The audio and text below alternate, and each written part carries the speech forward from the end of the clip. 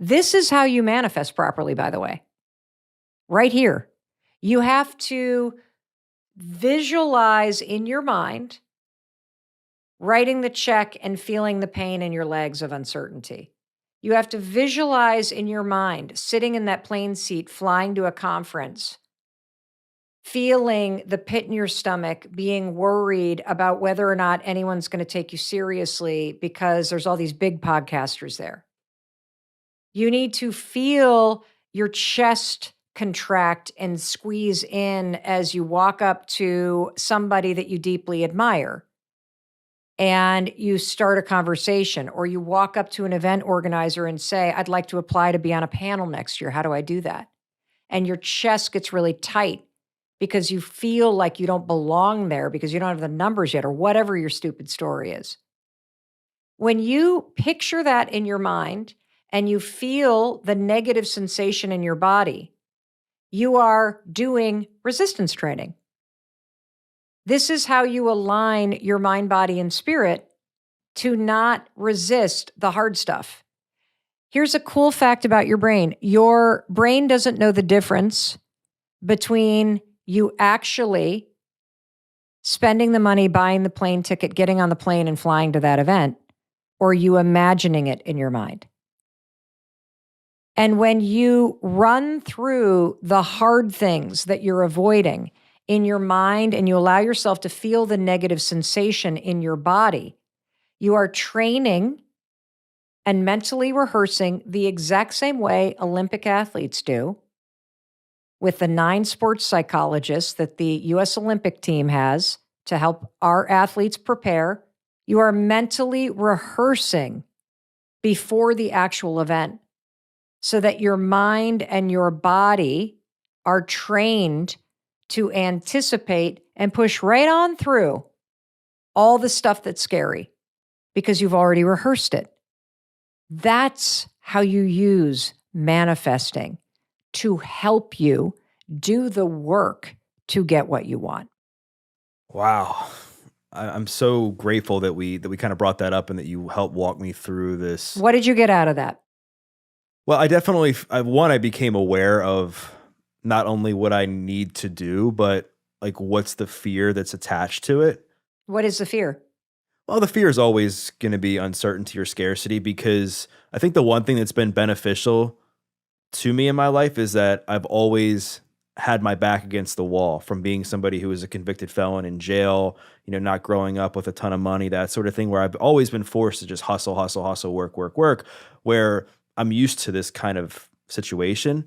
But on the flip side, the negative is I'm so used to being stressed because I grew up in a stressful environment. I put myself in a stressful environment from selling drugs and doing drugs for a majority of my life when I was younger, so that a lot of times now I've had to become aware of when I'm creating more stress around something that's a good thing instead of something that I would have seen back in the day as something that was bad or whatever. Can I unpack that?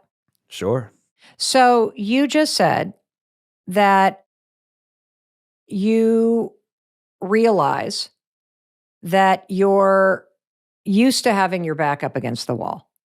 That having been a kid that grew up in a very chaotic household, who then turned to dealing drugs, who then got arrested and was convicted as a felon and served time behind bars, all of which I'm very familiar with because I used to be a public defender in Manhattan.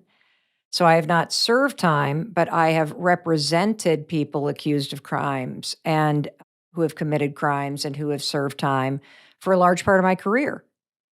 And one of the things that I want to point out is that you were attracted to the chaos of selling drugs because it's all you knew as a kid in your home and it felt familiar.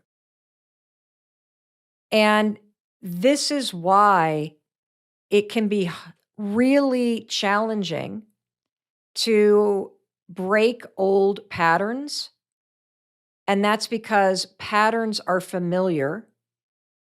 And if they're familiar, they just repeat automatically without you even realizing it. And so here you are now. How many years have you been out of jail? Gosh, so December 26th just marked 13 years. So 13 years. On December 26th, it was 13 years since you were released from federal prison. Or no, Amazing. county jail, yeah, but Okay, well, county jail. yeah, yeah. It's still a felony conviction, Yep. 13 years, you're behind bars. You have turned your entire life around, but there is one pattern that still runs your life. And the pattern that runs your life is chaos. That, and if you don't identify that chaos and friction and feeling on edge is what you're so familiar with, if you don't identify that now and recognize all the places in your business where you are creating chaos, creating friction, and putting yourself on edge, that pattern will keep you from living into your full potential. And so here's what I would do. I would make a list of every aspect of your daily life or business that creates chaos, that causes friction internally, or leaves you feeling on edge. And then I would do the work this year to put systems, people, process in place so that you create new patterns. I can relate to this so profoundly, not because I've served time behind bars, but because, like so many people, having stored trauma from being molested as a kid, when I was 9 years old, in my nervous system, I have lived my whole life from the age of 9 till about 46 when I first started understanding that this was stored trauma and understanding that my anxiety was largely due to the fact that when that happened to me at the age of 9, my nervous system went from calm and cool and resting to on edge, stressed out, fight or flight. And it probably never flipped off of that. My dominant pattern, Doug, is being busy and being on the run and being on the move, because if I can be 2 or 3 steps ahead of everybody else, I'm going to be safe. And so the thing that doesn't work in my life is that my whole business, up until very recently, was organized around a pattern that's Mel's running to catch a plane, Mel's running to do this, Mel's on the move. And I hated how it felt, but I had no idea how to stop being so busy and stop being on the run, because I equated being on the run with safety and with control. And it's the opposite. You see, these patterns that we develop when we're a kid made us feel safe when we were a kid because they were familiar. But now that they're an adult, they're screwing up our lives. And so I have gone through the same exercise very recently. What are all the things in my business and that I'm doing in my day-to-day life that I hate? What are the things that cause friction? Where are there, where is this behavior making me miserable? And now I am going to work with removing all the friction, removing all the busyness. And I'm going to tell you first of all, what are you getting out of me sharing this? Well, I'm very thankful because my audience is going to totally relate to this, and that's kind of why I shared what I shared, because there's so many people that struggle with this very thing, and I was very fortunate that I was in a therapist's office probably, I don't remember, 6 or 7 years ago, and I was stressed, and I had nothing to be stressed about. I was making good money, I was writing books, and my I had just written or I just written my first book, and my therapist was like, what was your childhood like? I was like, my parents got divorced. And I just started explaining what happened. She's like, you grew up in chaos. So, like you said, your nervous system is going to seek out more chaos. And then it began to make sense, because she was like, you have a certain level of homeostasis that your body is used to, and your body is always going to revert back to that. You have to create a new normal.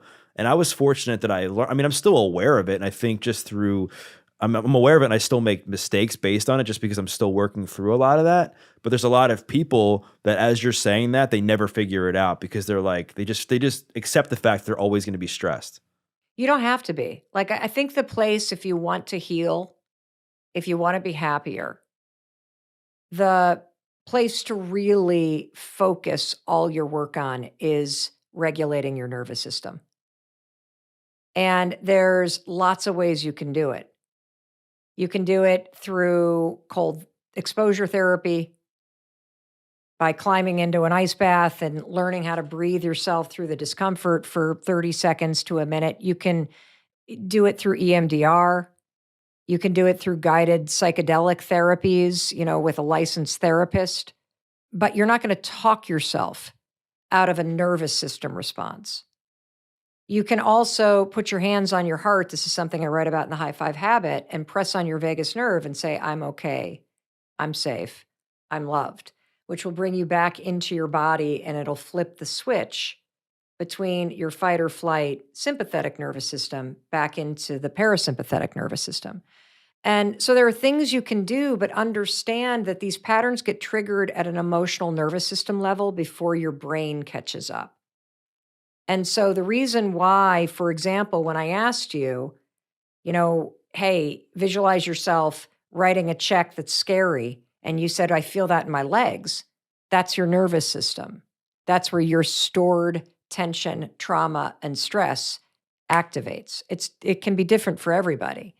And so, back to the advice I was giving you, you have to write down all the areas where you are unknowingly creating chaos.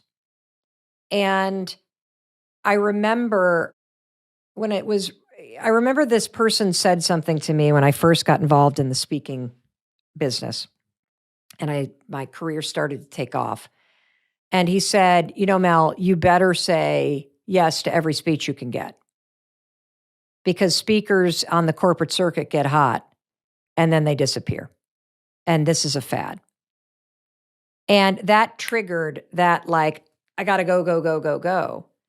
And so for 5 years, I said yes to absolutely everything I possibly could, because my husband and I were in a horrendous financial situation and we desperately needed the money. And I ran myself into the ground, not because I was being intentional, but because this pattern of being busy kicked into full gear, but it was driven by fear. It was driven by fear. And I believe that as much work as you have done on yourself, turning your whole life around and now serving so many people and making a huge difference in building this business, if you dig deep, what drives the fear of spending the money and investing yourself is a deeper fear.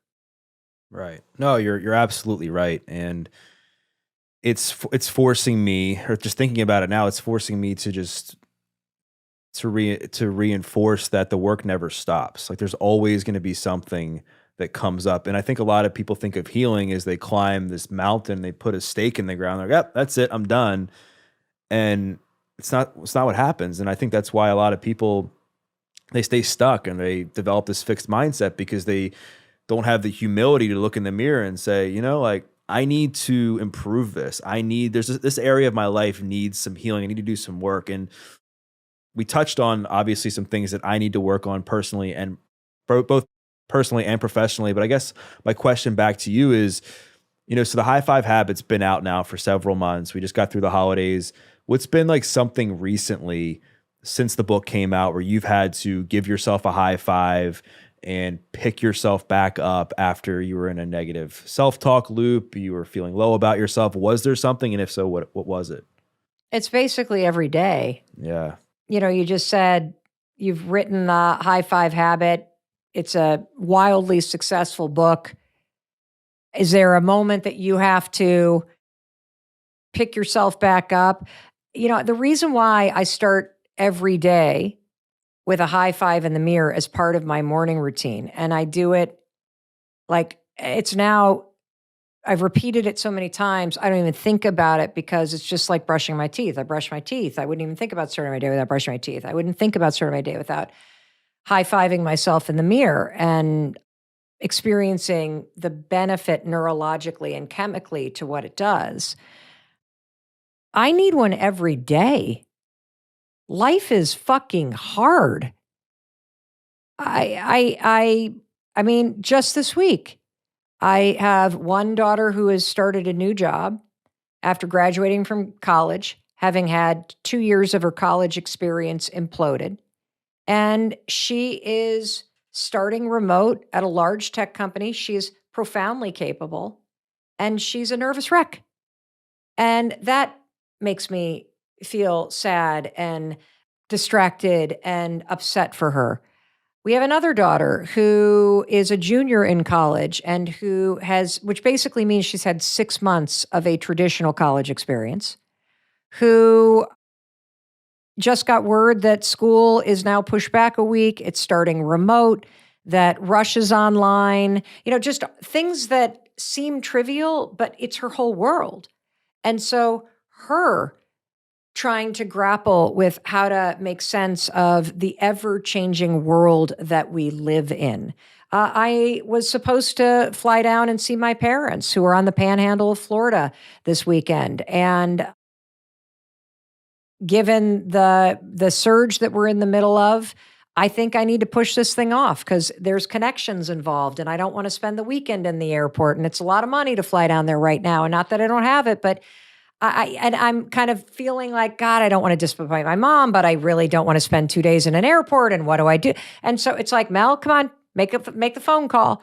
Every single day, life is going to throw situations, emotions, distractions, stuff at you that you can't control. And the whole game is how you support yourself in responding to it. And so I have developed the skill of being so in tune with my nervous system. And when I'm kind of in my body and feeling comfortable in my own skin, and when I am triggered and I go on edge. And the second I feel myself go on edge, I have a skill of putting myself in pause, 5, 4, 3, 2, 1, and checking in with myself and getting aware of what is going on. And let's take the example of why, the high five help this morning of feeling on edge about calling my parents who we haven't seen since end of September and saying, I think we should push this off 3 weeks. It's my mother's birthday. I deeply miss them. I want to see them. And I know in my heart the right decision is to push this off a couple weeks. And yet I still feel the emotional trigger. Am I going to disappoint somebody? Does that mean I'm a bad daughter? Am I a selfish jerk for doing this? All of which could either settle in and put me on edge all day, or I could recognize that's what happens and go 5, 4, 3, 2, 1. I'm not thinking about that. I'm going to do what works and what feels right for me. I know I'm a good daughter.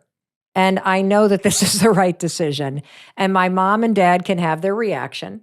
And when I see them 3 weeks from now, when there are less flight delays and the weather is better and I have more time to spend with them, we won't even remember the moment I made the phone call and said. So every single day, you have to practice these skills because life is always changing. Like, that's why I like thinking about it like skills. Writing words on a piece of paper is a skill. You use it every day. Scrolling through your phone is a skill. You use it and practice it every single day. Drinking a cup of water is a skill. You use it and practice every single day. Self-awareness is a skill. Recognizing when you're on edge is a skill. Knowing how to come and get back into your body and become aware of what's triggering you and then work through it and choose how to respond based on your values, that's a skill. And in life, you need to draw upon, strengthen, and practice these types of skills every single day. So beautifully said. And thank you so much for opening up and sharing that. Because I think that's something that a lot of people, especially the last few years, have struggled with. It's people pleasing, right? Like being afraid of doing the right thing for themselves because they fear it's going to hurt somebody else. and then also regulating yourself and not creating more stress in your life, which then, you and I have both struggled with coping with substances, to help numb anxiety, stress, and that's not good either. And there's a lot of people that do that. So if you were to say you had like one or two things other than the 5-second rule that when you're feeling emotionally charged, you give yourself the 5, 4, 3, 2, 1, and then you do something to kind of get your, body back to some sort of stability, like what would those things be? Okay, so in a moment of stress, what are the top tools that you can use? I can think of a number of them. You already mentioned the first one. So the first one is the 5-second rule. Simply counting backwards 5, 4, 3, 2, 1 interrupts your nervous system response and it interrupts the racing thoughts. And it gives you just a moment where you can choose what you do next. And so you could count backwards 5, 4, 3, 2, 1 and take an action to respond. Or what I often do is I count backwards 5, 4, 3, 2, 1 to stop the racing in my mind and to stop my heart from taking off in terms of flooding my body, with adrenaline and cortisol and all this. 5, 4, 3, 2, 1. And I put myself in pause. I take a deep breath and I just do nothing for a minute. Deciding not to react is a powerful way to react. Gathering yourself is a power move. And so that's number one. The second thing that you can do in moments where you get triggered or stressed or you feel the emotional wave come on, get outside, put your phone in your back pocket, preferably turn it off, and take a walk. Simply getting outside for 10 minutes will slow your breathing down. It will raise your gaze and attention on something other than the whatever situation, train wreck that just happened, or the phone call you need to make, or the text you just got. A 10-minute walk outside will work wonders in settling your mind and your body. A third thing that you can do is you can get out a blank piece of paper and you can do what I call a brain dump. Get all that crap that you're thinking out of your mind and just write and write and write, just as if you are barfing after a big night of drinking. Just barf it all out on a piece of paper. Get it out of your head. And as you stop writing, ask yourself anything else and just keep writing. And it'll just be a mishmash of stuff, but eventually you'll get it out of your head and your body and you will calm down. A fourth thing that you can do, if you have a bathtub, you can draw a bath, and soaking in a hot tub will stimulate your vagus nerve and it will settle your body. A fifth thing that you could do is you can run a cold shower and step into a cold shower. Let me tell you something. I don't care how horrible that text was that your ex just sent you. If you step into a cold shower, it is so shocking that the only thing that your brain and your nervous system will pay attention to is the cold shower. Get in there and stand in there for 30 seconds to a minute and breathe through it. And something miraculous will happen. You will literally feel a flood wash over your body. Those are 5 free things that you can do that will help you take control in a moment where life has triggered you and made you scared or anxious or freaked out or whatever. Mel, I have some bad news. Your entire 2022 was just booked solid with keynotes from all of the people that visited your website in the last 12 minutes, because what you just said was absolutely accurate. And every leader just needs to be reminded, right? We're all under pressure. We're all trying to survive. We all have issues going on in our life. We're trying to pivot and we're trying to disrupt ourselves and stay alive. And you're absolutely right. These are not hard things to do. These are mandates of anyone who is a leader of people to show appreciation. Here's one thing that you can do. Steal this idea. So every morning as part of your morning routine, there are two things that will move the needle when it comes to appreciation. Actually, I'm going to tell you three things based on the research. Number one, research from Harvard Business School has shown that simply taking a moment, less than a minute every morning, and I suggest you do it in front of the bathroom mirror and you pair it with this high five habit of high fiving yourself in the mirror. But every single morning after you brush your teeth, I want you to take less than a minute and I want you to set an intention for how you're going to show up today. Let's just focus on work, because you can do this with family too, but let's focus on work. How are you going to show up today as a leader at work? And, forget about title. If your behavior or your example or your presence changes people, you're a leader in my book. And so how are you going to show up today at work? And what are you going to do to impact people? And if you just take less than a minute and reflect on that, and it could literally for the year of 2022 just be, I am going to make sure that people know how much I appreciate them. I'm going to bring an optimistic attitude, which means I'm going to focus on what's going right. And I'm going to remind everybody through our efforts and our attitude, we can actually make a positive impact on whatever challenge or issue we're facing. Pick something that is going to be your intention for how you're going to show up. Research shows simply doing that changes how you show up at work, and it improves your ability to positively impact other people. So that's rule number one that you're going to do. Rule number two, after you then seal it with a high five in the mirror, is I want you to take one moment, and I would do it first thing in the morning.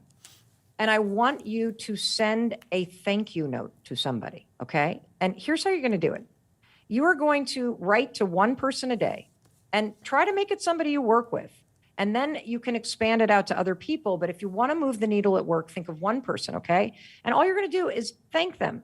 And you're going to tell them what they did. Hey, thank you so much for checking in on me last week. You're going to tell them why that mattered to you. It really made me feel like I belong here. And it's been difficult because it's difficult to start a job working remote. And then you're just going to end it by saying, thank you. I just wanted to tell you, that's it.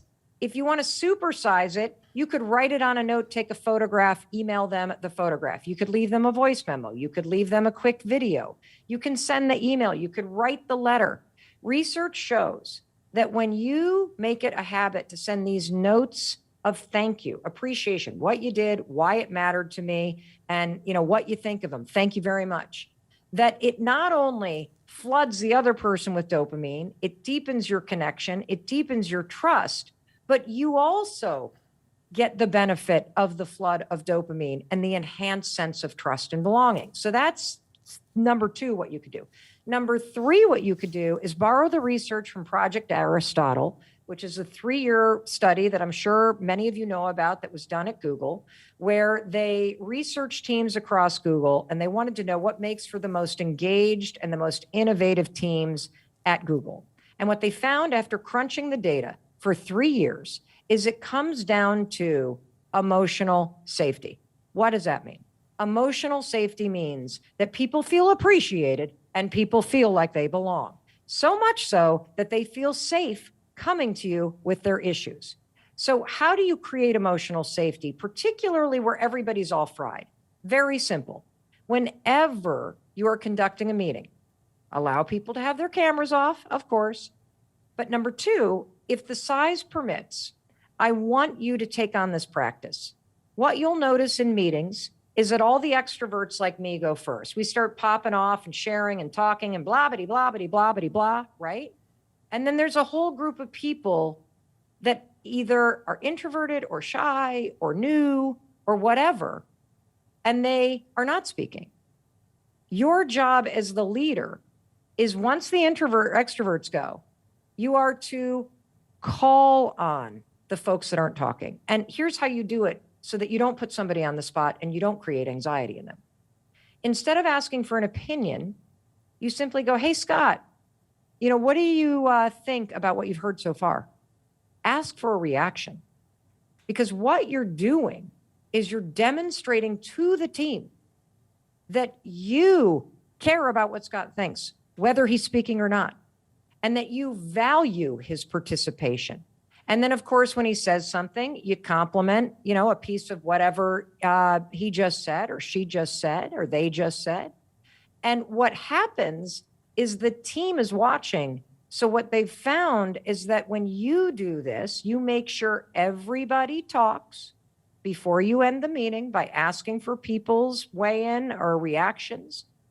The team starts to model it. And when you feel like people care about what you think, when you feel regarded and valued, research also shows that that appreciation, that sense of belonging and value improves your productivity and performance, because feeling seen, heard, and appreciated is the truest form of motivation. That's how you cultivate it at work as a leader. I haven't lost anybody that I love. So I would not say what I'm about to say if somebody that I loved had died in this pandemic. But I have found the great pause that the last 2 months have forced me to take to be the greatest gift that I have received in the last decade. My kids have been home. I have been off the road. I have been forced to slow down. I have been reminded of what actually matters: your health, your family, your friends, what you're doing to take care of your mind and your body and your spirit, and making sure that you do something with the time that you have that you really, really enjoy. And the other thing that it's really made me stop and think about is making sure that I'm having fun, that my whole life isn't just work. And it's made me really start to think about the fact that I don't want to go back to the life that I was living before the pandemic hit. How many of you feel that way? That this has been a gigantic mental perspective switch reset button that has, boom, hit you really hard. I want to know in the comments, what is it that you, with this new perspective that the pandemic has given you, what is it that you want to change in your life coming out of this? I want to start seeing. I see people saying this has been a wake-up call. I see people saying, yes, this has been a huge shift in my perspective. I see Brianna saying, I want to travel less for work. What do you want? Kelly says she's had a mental switch. Kelly, what has this pandemic given you in terms of the gift? Heather's saying, I want to ask myself, what do I really want to do? Kim says, I don't want to go back to the rat race. Brock says, I want to start the year excited about it. I see somebody saying, Larissa says a new business. Megan says, I want more boundaries. Tara says, I want to have more fun. What is it that you want to change, given the gift that this pandemic has given you in terms of shifting your perspective? Dinky says, value my friends and family. Jill says, take care of my mental health. Spend more time with family. What do you want to change, everybody? Seriously, what do you want to change about your life? Is it a relationship? Is it that you have had the time to take care of yourself in small ways, and that's giving you greater control in your life? Do you want to change your job coming out of this? Do you want to launch a business coming out of this? Do you want to change your timeline for achieving your goals? Is there some project that you want to take on? Because what you're going to hear me say over and over again is that the single most important project you could ever work on is yourself. And the greatest gift that any challenge will ever give you is a perspective shift and the realization that you can face hard things, that you can survive hard things, and that in learning more deeply about yourself and about what you value through the challenges in life, you are going to be handed a moment where you can make a decision. You hear me say all the time, you're one decision away from a different life. Changing your life does not take motivation. Motivation is garbage. Changing your life takes discipline. The discipline to make a decision to change. You see, you need three things if you want to come out of this pandemic and truly change your life for the better. So many of you do not want to go back to the life that you were living. You see something greater for you. And what you're going to need in order to make that shift is you need clarity. You need the clarity to write the change down. And I want you to start right now. What in the comments? Let's get really clear. Terry wants to come out of this a healthier and better person. What is the clarity? Tell me the change that you want to make coming out of this. You got to have the clarity to write it down. That's number one. The second thing that you got to have in order to make a change happen is you've got to learn the skill of confidence, which is the ability to try something when you don't feel ready. You may not know how to do this change. I see advocate for myself. I see more physical movement. I see I want to change my job. I want to start a business. I want to earn more money. I want to travel less. I want my work to have meaning. I want to get out of an abusive relationship. I want to help people in need.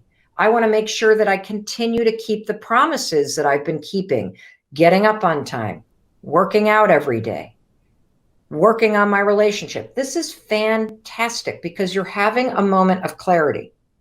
And when you start to write it down, you are starting to develop the confidence and the knowing that you deserve to have this change happen. And then finally, what do you need in order to really change your life? Because it's not motivation, everybody, it's discipline. Discipline to make small promises, keep small promises, discipline to take small actions when you feel afraid, the discipline to find the courage to push yourself forward when you don't know how. That's how you change your life. Just those three things: clarity, confidence, courage. That's all you need. And that's why you got me in your life, because I'm here to push you. I'm here to encourage you. And I love seeing what you want to change. That, oh, I see you need help building confidence. No problem. I got you covered. Because confidence isn't something that you feel.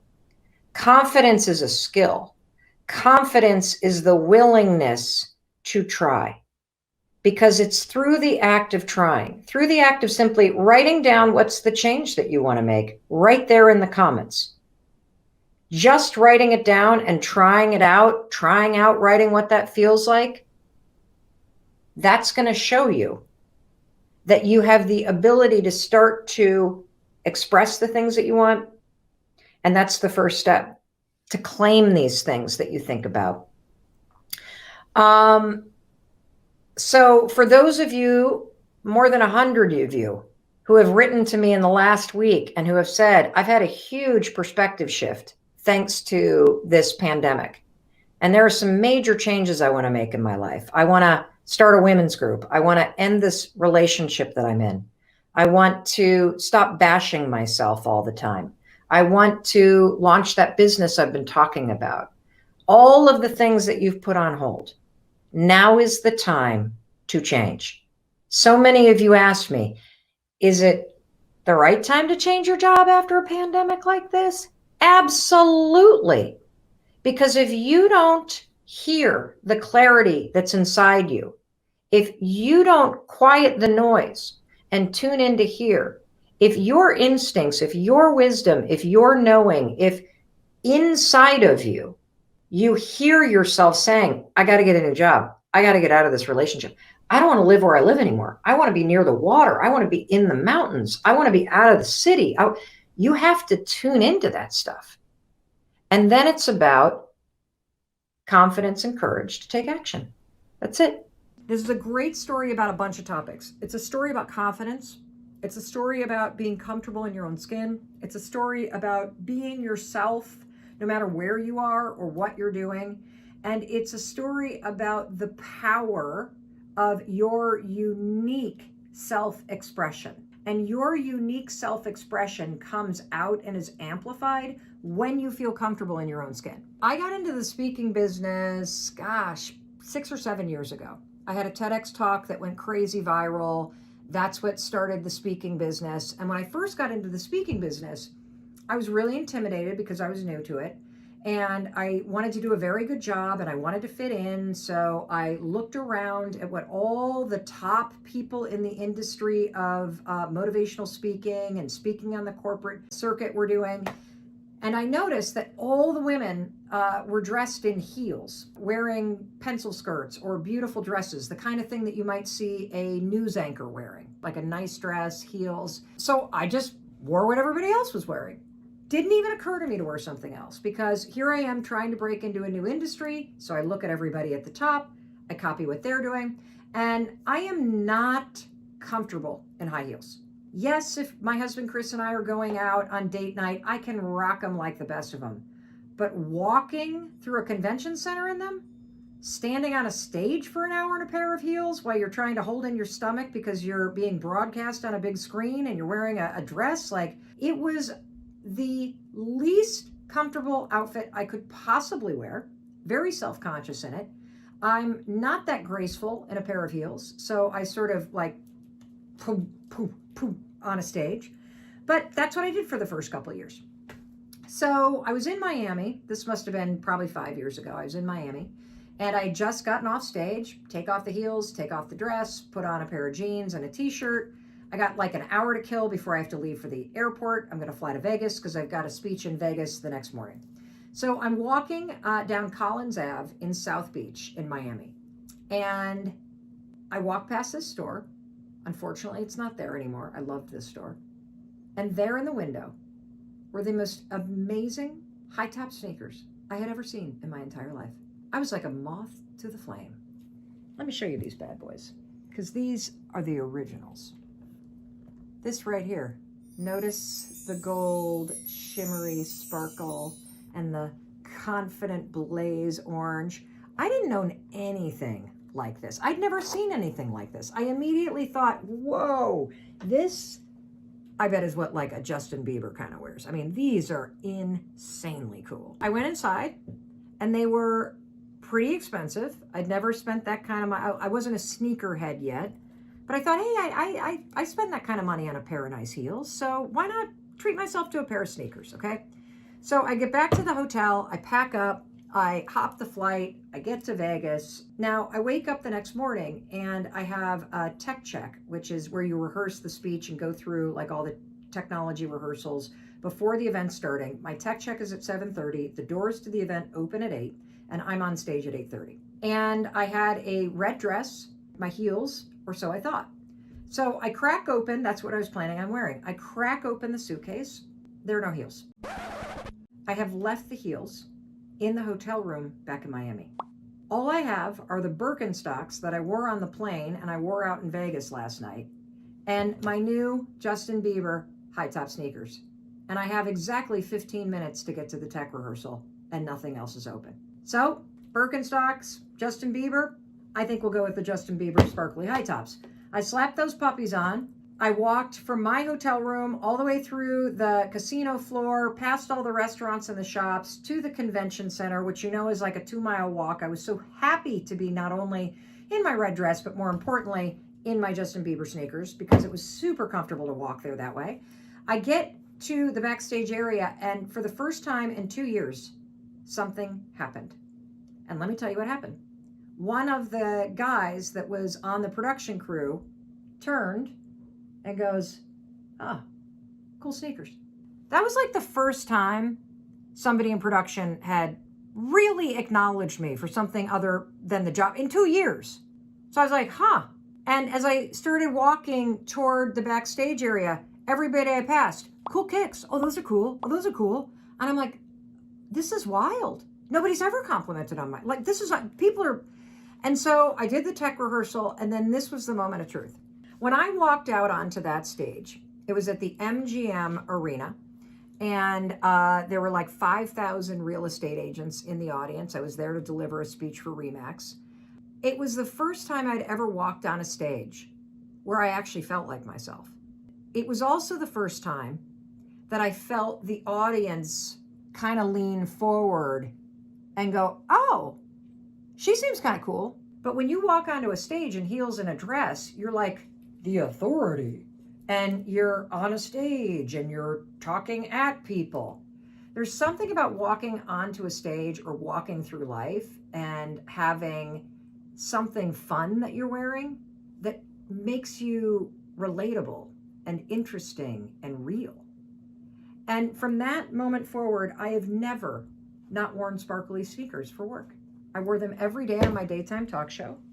I'm embarrassed to tell you that I probably have 20 pairs of these. I love, this is my favorite, these are my favorite, well, these are my favorite because these are the originals, but I would say these are my second favorite because I like the low top and I love the blue. I love these, which have a big silver kind of thing. These are super comfortable. And I've got a bunch of these, and these did not even come with sparkles. So I literally bought Swarovski crystals or whatever the hell they're called and got a glue gun out and put them on myself. If you're looking for sparkly sneakers, there's all kinds of them out there these days. It's the coolest thing in the world. Bedazzled sneakers are a thing. Whether you go to DSW or Nordstrom's or Zappos or anywhere, you can find them. And so the moral of the story, the secret to confidence is being comfortable in your own skin. And the secret to being relatable and likable is being yourself and being comfortable in your own skin. And so whatever it is that gives you a little flair, whether it's a little pin on your jacket or a little flower in your pocket or sparkles on your sneakers or cool specs, you gotta find the confidence to bring that to the way that you go through life, because there's something unique about you. And when you settle into what is really an expression for you, you feel comfortable in your own skin. And that's the greatest feeling in the world. I'm struggling with the fact that I feel like I should be getting a lot done. I'm blessed with all this time now, and I'm not getting shit done. I'm not. Why do you think you should be getting stuff done? Well, because part of my, when I was really busy all the time, which has been, most of the last 30 years where I've been working with the same company and building up to an executive position, I always wanted more time. And I was actually have been working on starting my own side business. And time was a constraint. So I'd be like doing training on my commute, on the back, listening to things, fitting in it wherever I can. And all of a sudden I have all this time and I'm using the time to stress and procrastinate. And of course, I have kids. I've adopted my two little granddaughters. They're one turned 5 today, and the other one's 6. And so they're off of school, and well, and that's first of all, let me stop you there. Happy birthday to your granddaughter. And you said that you had a full-time job. Are you working right now? No, I was furloughed on March 20th. Okay. And part of the stress is it's the way that I was furloughed. I mean, there's a lot of uncertainty, and I know there is anyway, but it wasn't sort of after the fact. It makes me feel like they don't want me back. And my job was great. I was like the superstar person there for 28 years. And about 2 years ago, they suddenly changed my position and moved me into something I didn't want to do, but it was lateral, but I kind of had no choice.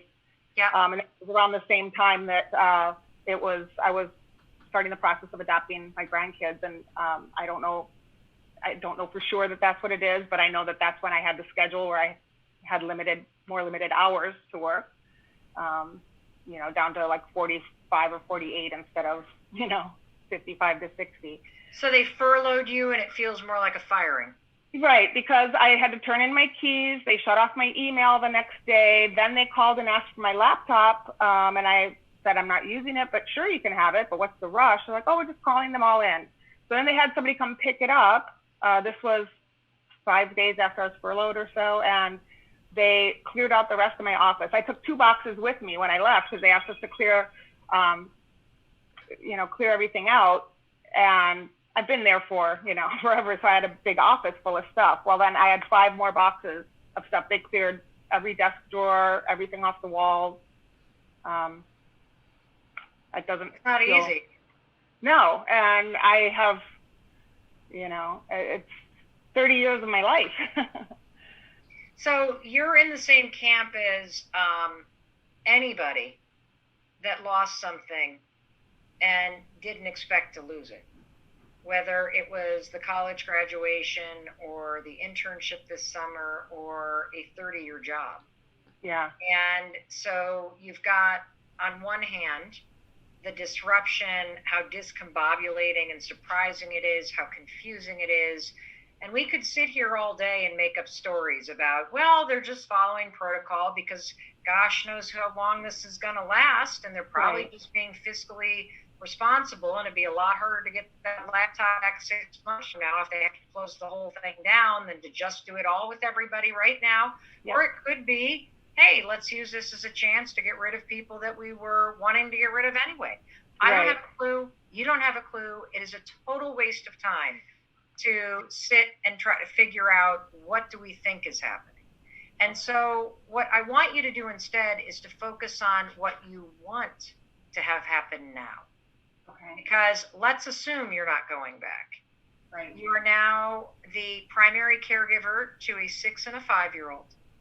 You have a side business and you cannot seem to be able to focus.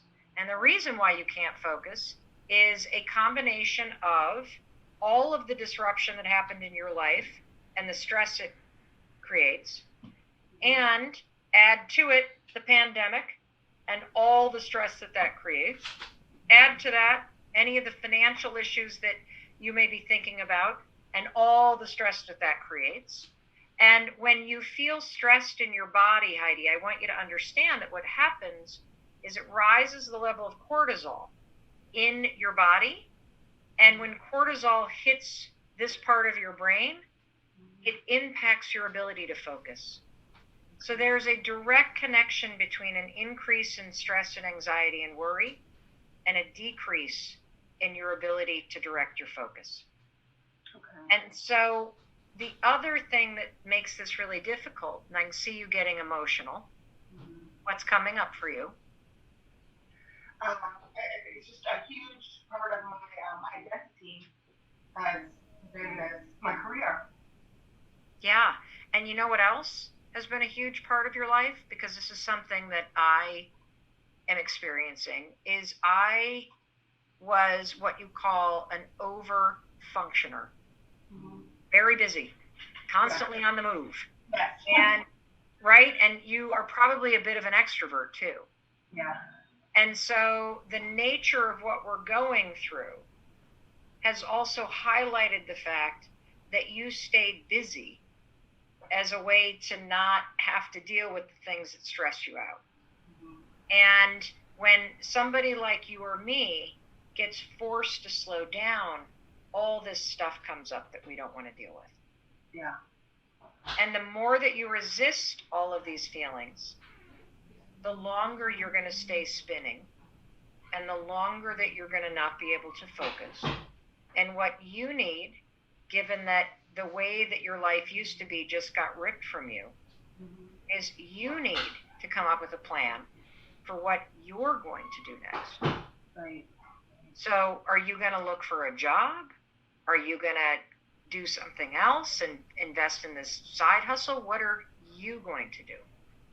Okay, well, I might say if I don't get called back to work by June, I thought it would be smart of me to make a move to the mainland. Because the way things were going last year with my job, and I've always been this star performer, and everything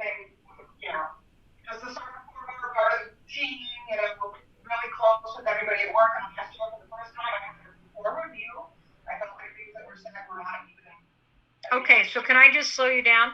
Yeah. Because what I just heard you say is that even going back a year, you got your first poor review, Yeah. and you can feel that things are going like this. Yeah. And that is a piece of data that's very important. And you said you were going to wait until June to see if they bring you back. And if they don't bring you back, then you're going to make a move to the mainland. Yeah.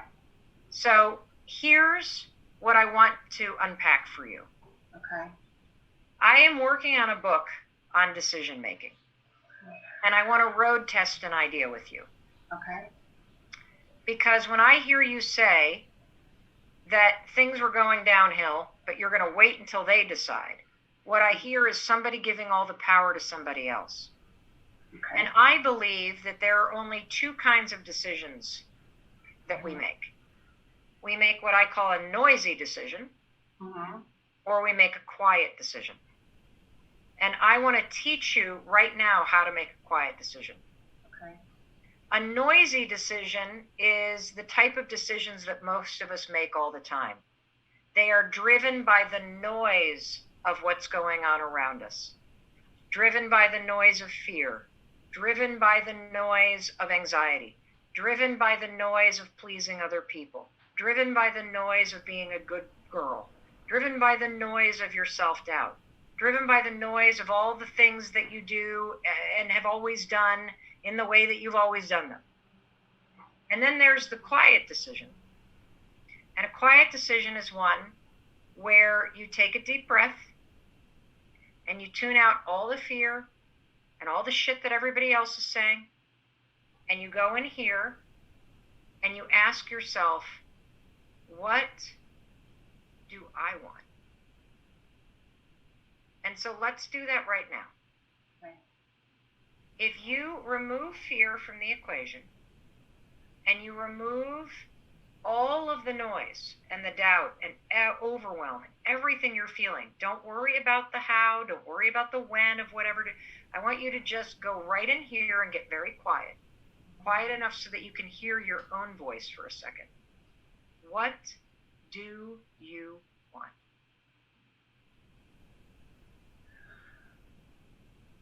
This is what I was thinking about late last year, when I started doing Best Decade Ever. I started, thinking about that, and so I wanted to come up with an e-commerce business, and I've been studying towards that because I want to have time freedom, especially at my age. I'm 55, and I have two little kids that I need to support, and all the way through that. I love that they keep me. I don't know what I can do without that right now. But so I want to have flexibility and time freedom. And I did think about this last one. I actually bought a property in my hometown that I grew up in. I took out a loan for the down payment out of my retirement account. And so can I ask you a question? Because here's what I hear. I hear you saying you want to pursue this side business, and that you want to move. Yes, it's hard to be quiet, but I think it's the best thing. Okay, so listen. So when you tune out the noise and the fear, what do you want? Say it to me specifically without explaining why.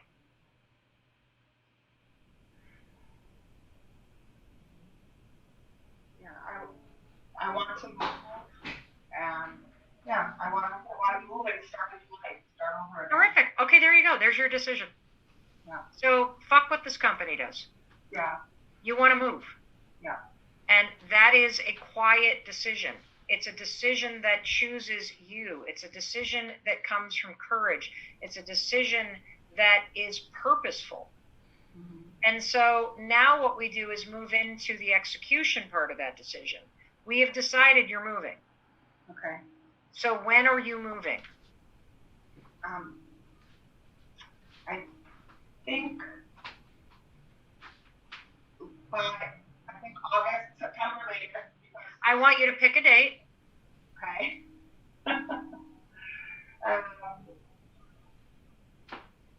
I'll just say August 31st. Terrific. August 31st, you're moving. Okay. You've just made a quiet decision. Now it's your job to figure out how to get it done and what steps to take when. Okay. What does it feel like right now to know that you've made a decision? In a way, it feels calm. In another way, like, I start going, okay, I have to do this, that's coming up for me, but it's also like, calm.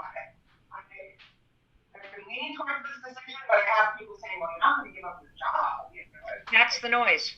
Yeah. So other people are making a decision not to do it for you. Mm-hmm. That's why you got to tune out the noise and tune into what you're quietly telling yourself. Yeah. And so you have just made a decision. Mm-hmm. You're going to move. And all I invite you to do for the next 5 days, you don't have to do anything. You've already, I'm sure, applied for unemployment. I want you to just sit with this decision. I want you to start to get excited about the decision. And starting this weekend, you can start making a plan to make the decision happen. Does that make sense? Yeah. I always say you're one decision away from a different life. Mm-hmm. And that's because when you're swirling in uncertainty and self-doubt and confusion, one decision will cut through all of that noise that's keeping you stuck, and it will give you clarity, purpose, and confidence. And that's what you just did today. Good job, Heidi. Thank you. Thank you, Mel. So what we're going to talk about is confidence. What is it? Because a lot of us don't understand it. I know I didn't understand it. I had not the real confidence, I had the fake kind. The really bossy, annoying kind, where it was really driven by insecurity. What we want to talk about is real confidence. The other thing we're going to talk about is the habit of self-doubt. The habit of self-doubt. So believe it or not, self-doubt is a habit. It's a behavior, a thinking pattern that you repeat over and over, and then it becomes automated. And when I can get you to understand that anxiety, worry, procrastination, self-doubt, they are all habits, then I can show you using science how you can break them. And then everything changes. And it all comes back to these 5-second decisions. If you had more confidence, how would your business and life change for the better? I'm going to tell you how mine had when I finally learned what confidence is and what it isn't. Number one, I know how to say no. How many of you have a hard time saying no? You have clients you can't stand. You have people that work for you that drain you. The ability to align your goals with values and actions. Fearless negotiator. Fearless. Greater self-control. By the way, let me stop there for a second because I believe that in today's world, this is the number one skill for you. Self-control. And we're going to give you tools today that are going to give it to you. You're going to make a lot more money and you're going to be a happier human being. Absolutely. And I'm going to show you how to do it. We can talk about change all you want, but I'm the kind of person that's about real advice for real people, and that's going to require some real action. So as I'm talking, I want you to notice what are the physical sensations, the feelings that come up in your body. When I ask you, how would your life change if you had more confidence, and you have an answer, do you feel yourself shrinking? Do you feel yourself talking yourself out or raising your hand? Because if I can get you to start to isolate that pattern and that habit simply in how you respond to whether or not you're going to answer this question, if I can break that right there so that you learn to try, I almost fell off. Oh, good, there's a thing. You learn to try. Thank you. I'm going to crowd surf right now. You got me? Okay. Then you can bring that anywhere. I'm into experiential learning because, I've got dyslexia, I'm ADD. It's really hard for me to read and retain. So if I feel it, if I have to do it, then it sticks. So let's talk about the myths and the truths about confidence, okay? Number one, confidence is a personality trait. Total baloney. Total baloney. Lots of extroverted people that are really bossy and annoying like I used to be, although I might still be a little annoying, but really insecure. really insecure. There's a lot of introverted folks that feel uncomfortable putting themselves out there, but they really believe in what they're saying. So confidence is not a personality trait. Confidence is fixed. That's not true. You could be the most confident person in the world, and the person that you love leaves you. That's going to rock confidence. You could be a really great business person and then make a really bad decision and blow it all. That's going to rock you. Number 3, the confidence starts with belief. This is where I go against so many other people. I actually believe that this is not true. I think that thinking positive thoughts will certainly make you feel better in the moment, but it's not going to create change that you want. That you can be a negative, frustrated, depressed, anxiety-ridden son of a gun, and you can still take action. And that taking action is key. You see, here's the truth about confidence. First of all, it's not a skill, it's a trait. And that's good news. It's not a trait. Oh, it's a skill, it's not a trait. See, dyslexia on full display. I was not lying about that. Confidence is a skill, it's not a trait. Confidence is situational. So there are areas of your life where you are confident, and then there are areas of your life where you have a ton of doubt. And here's the most important one. Confidence begins with action. Now, this is not something that I made up, and in a second I'm going to show you the science. I want you to write this quote down. If you have a problem that can be solved with action, you don't have a problem. So a lot of us talk about the problems that we have, but they're actually not problems. We're stuck in one of the traps of self-doubt. And that's what we're going to be talking about in just a second. But first, I want to show you how you build confidence. And let's look at the research, because there's really, really strong research on this. If you want more information on this, just Google the confidence competency loop. The confidence competency loop. Let me show you what this is. So basically, if you try something, he's either going to succeed or he's going to survive. Now, what happens if you survive it? Like you really blow it, but you survive it. Well, you learn something. And then when you learn something, what are you doing? You're building skills. And when you're building skills at something, what are you gaining? Competency. All competency means is that by learning something over and over and over again, you have to do less thinking about it, so you don't have time to get anxious. Just like me in the bed. I had time to lay there, so I was thinking about all my problems. The more you do something, the more that you try, the more you build skill and competency, and that is where confidence comes. So I want you to walk out of here not only with the 5, 4, 3, 2, 1. Catch yourself when you feel yourself shrinking. Catch yourself when you feel yourself editing yourself or silencing yourself. I also want you to walk out of here with a brand new definition of confidence, which I'm going to give to you in a second. Because check this out. All of us are going to feel failure. Let me show you what happens when you are afraid of failing, when you're fearing it. First of all, you're going to start thinking, aren't you? Ooh, I don't know if I want to give a speech. I might be really bad at it. And then I don't know what I want to talk about. And I'm not really sure. Am I ready? Am I not ready? Should I wear the tennis shoes? Should I wear the heels? Should I not do this? Should I do this? And then, of course, as you think, you're going to start to doubt yourself. And this becomes this loop. This is what researchers call a habit loop. We're going to get more into this. This is a chunk of behavior that gets encoded in this part of your brain. You see, you're not a doubter. You have a habit of doing it. The same is true, by the way, when you feel nervous. You start overthinking. The same is true when you start feeling insecure. The same is true when you feel like a fake. The same is true when you start to get overwhelmed. The same is true when you start to fear rejection. All of those things, normal. It's normal to be afraid of being rejected. It sucks. It's normal to feel nervous. These feelings are normal. Acting nervous is a choice. There's only one way to break a habit loop. You have to insert a different behavior. Pretty neat, huh? See, we spend way too much time with the red arrows. I got to be fearless. I can't ever worry. It's terrible to feel like a fake. No, it's not. It's normal. In fact, you're going to. When you first relaunch your eco-adventure company, you're going to feel like a fake. That is normal. Acting like one is a choice. So the only way to break the habit of self-doubt and thinking is to take action. And what action are you going to take? 5, 4, 3, 2, 1. And that, if you do it over and over, puts a new habit in place.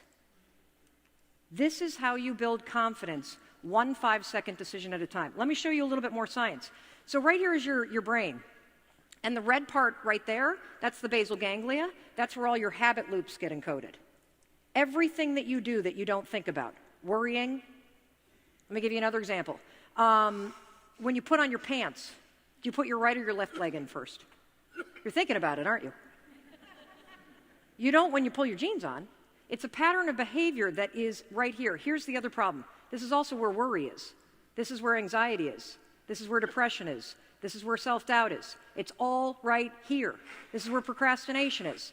What happens when you go 5, 4, 3, 2, 1 is you activate the prefrontal cortex, which you know is the part of the brain that you need for strategic thinking, for acting with courage, for changing. So the truth is, in 5 seconds, you can change anything, and that changes everything. And I want you to understand that to feel more confident about the things that you want to do in your next chapter, it begins with being willing to try. So if confidence is the decision to try, because I also like the idea of you not thinking that the big topics like confidence are about how you feel. I want to make them action-based, because you can't control how you feel at times, but you can always choose how you act. So if confidence is the decision to try, here's the definition of self-doubt. It's the decision not to. See, one of the things that I've come to realize is that when you talk about self-doubt, it's such a big term that you tend to think that it's just nothing that you can control. But what if you started to consider that self-doubt is actually a decision? It's going to give you a lot of power. Now remember, I told you that your doubts create mountains and your actions move them. So let me show you the 4 traps of self-doubt. This is really incredible stuff. So the 4 traps of self-doubt, because I just said confidence is about an action, self-doubt is a decision not to try, and there are 4 ways, 4 actions that we all engage in that are you deciding not to try. Here they are: hesitating, hiding, hypercritical, and helplessness. So I'm going to unpack these for you, and I want you to be thinking for a minute. I want you to think about that next chapter. And as I roll these out, I want you to think about, are you stuck in this? And by the way, I can relate to every single one of these. So when I think about the next chapter of getting into throwing events and creating more and more courses and doing bigger and bigger things, I can see myself in every single one of these, okay? Oh, right here. Yes, okay. Who wants to go first? Okay. Yes.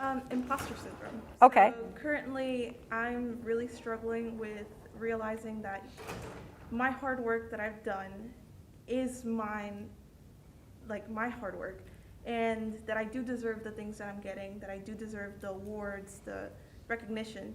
So how do I deal with like falling back into that, like the hole? Gotcha. Who can relate to this? You feel like you're not worthy of the things that you're accomplishing, or that somehow this is luck, or somebody's like giving you a break, but you didn't earn it.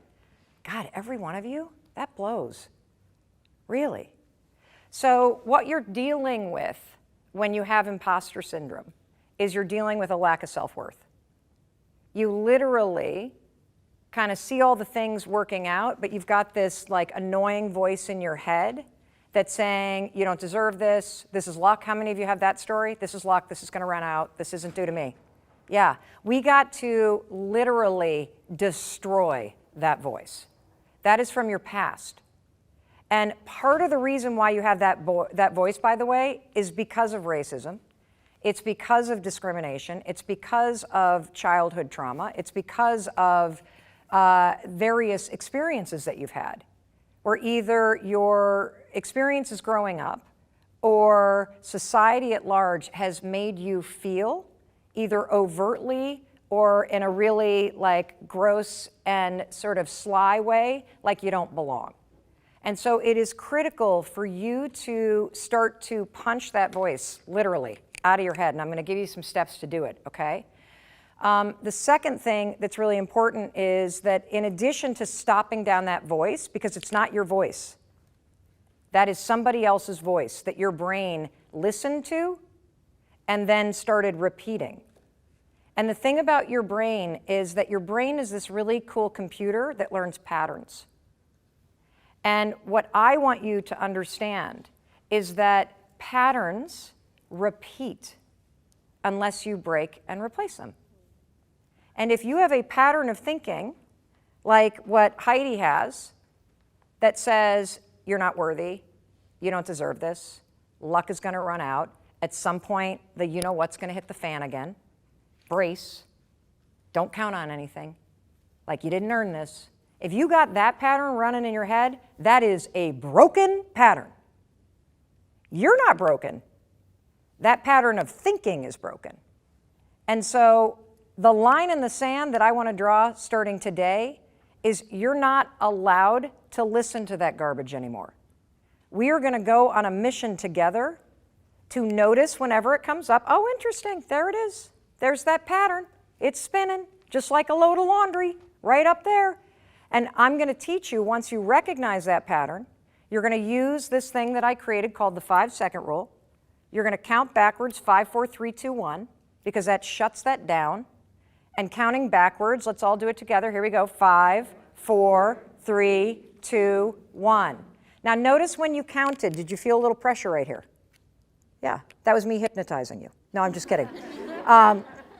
What you were feeling is by counting backwards, it's a little brain hack that interrupts all the garbage that's here in the interior part of your brain. This is where imposter syndrome lives, everybody. This is where anxiety is. This is where self-doubt is. This is where self-criticism is. This is where it's all stored. When you notice, oh, there's that voice again, and you count backwards, 5, 4, 3, 2, 1, you shut it down, and then you awaken this part of your brain. This is the part of the brain that you used when you were taking the SATs. This is the part of the brain that you used when you applied for that job, when you speak up in that meeting, when you tell somebody, no, you cannot borrow my dress tonight. No. When you have boundaries, right? This is the part of the brain that gives you immediate control over what you think and do next. And so that's a really important thing. Number one, you're going to notice it. Number two, you're going to name it. So let's give that jerk in your brain a name.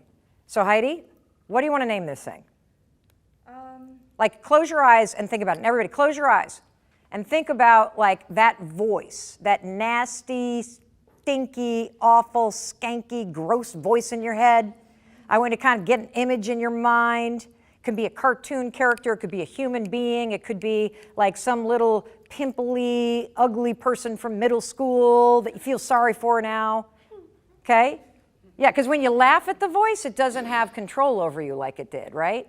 We want to make this less serious. So what's the name you're going to give your voice? Well, I was thinking the voice, but maybe something like, I don't know, Rocky, Spiky. Spiky. Okay. What name do you want to give your voice? Linda.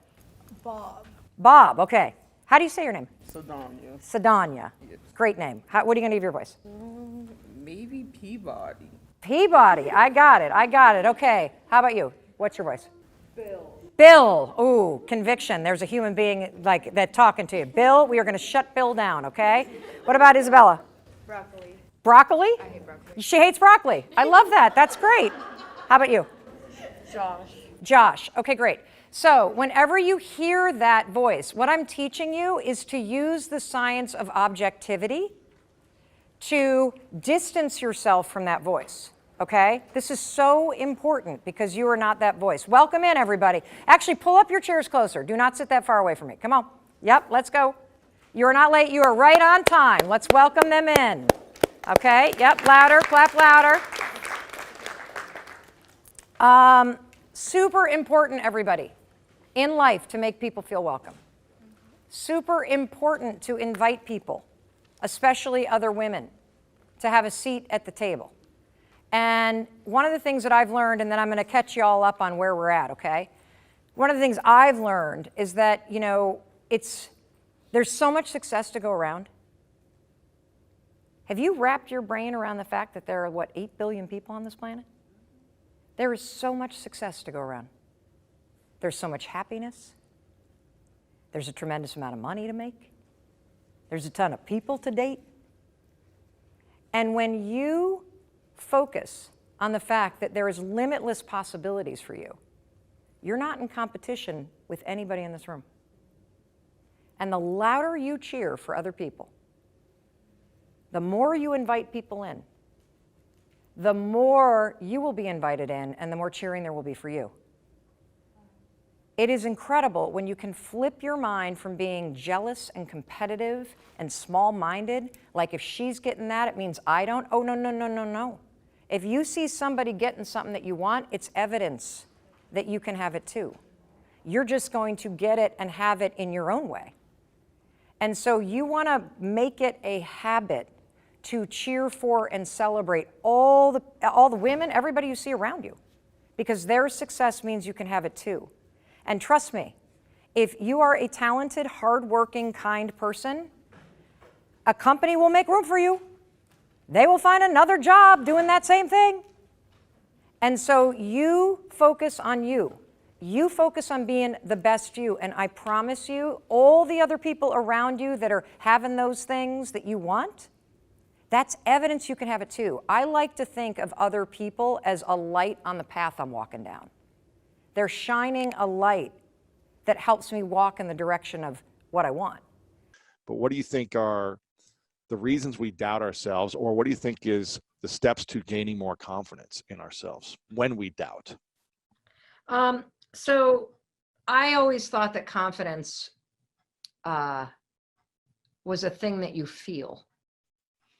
And I have come to prefer that confidence is something that you do, meaning that, you know, a lot of people like to think, okay, well, you're going to feel confident first, and then once you feel confident, then you'll take the action. And that's wrong. It's not a chicken or an egg in my mind. I think what happens is you have to force yourself in a moment of self-doubt to do something. And when you see yourself taking action, the confidence follows. So I have created my own definition of confidence, which is confidence is the willingness to try. And you display the willingness to try when you take action. Yeah.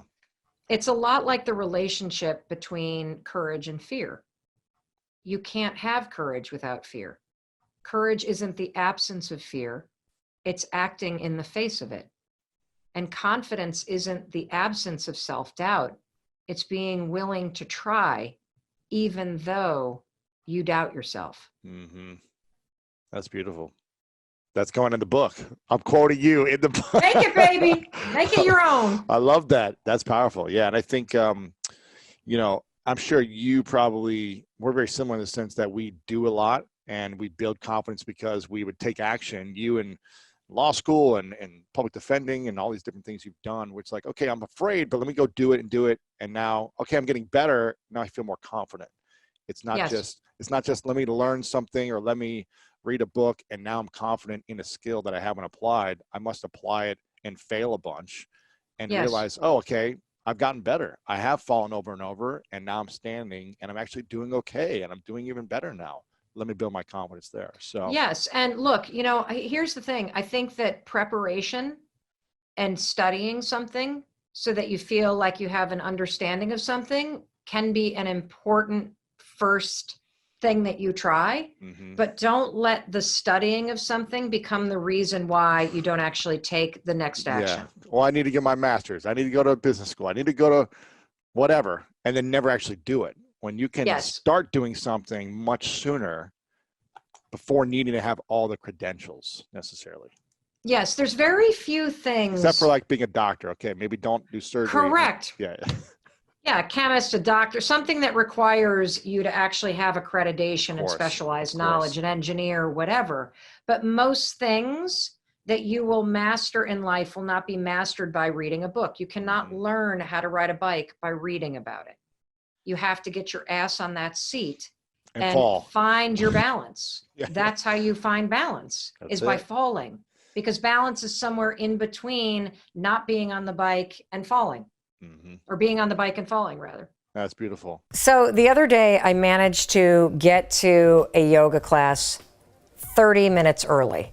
The reason why that happened was not because I was really organized. It was because my son actually had chorus practice at school, so he had to be at school earlier. So I got to the studio earlier, and class normally starts at 8:45, and I normally get there at 8:44, 8:45, 8:46, right in that zone. This day, a couple days ago, I arrived at like 8:14.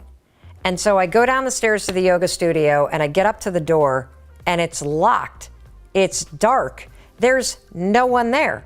The reason why nobody was there is they weren't even open yet. That's how early I was. Now, here's what happened that really struck me.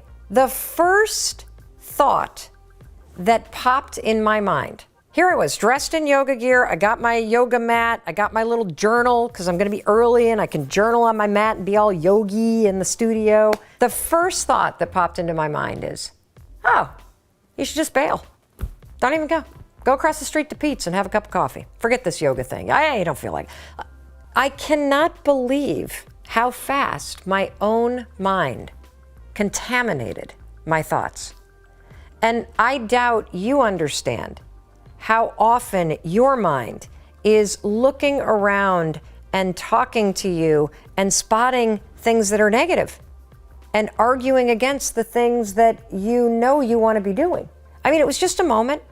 Walk down the stairs, see that it's dark. I don't think, oh, great, I'm the first one here. That means I'll be the first one in the door. That means I can get the spot by the door in the back of the class that I really like. I didn't think, oh, I could sit here and I could journal right here and just wait. I didn't think, oh, I could make a phone call. I thought, I'll bail on this commitment I made to myself. I'll just bail on it. I'll just, screw it. So why am I telling you this? Because our minds are so negative. I don't care how positive you are, and I am an incredibly positive person. I don't care how much mindset work you do. You have to continue to do it over and over and over again. It's not that your mind jumps to the negative and constantly sees the problems and the obstacles in front of you. It's that you don't even realize how often it happens and how often it hijacks you and takes you off course. So it's essential that you're paying attention. It's essential that when your mind talks negative smack talk to you, that you smack it back and you say no thanks, or you insert something positive. And, I actually did not intend for this to be like some sort of video to push you to something, but that does remind me that I did an entire course called Mindset Reset. It's free, by the way. More than 400,000 people have taken it. It's 30 videos. If you want to check it out, you go to melrobbins.com/mindset reset, and we'll email you the workbook and you can watch all the videos for free. I'm not selling you anything. I'm a daytime talk show host, so I'm not selling you a course.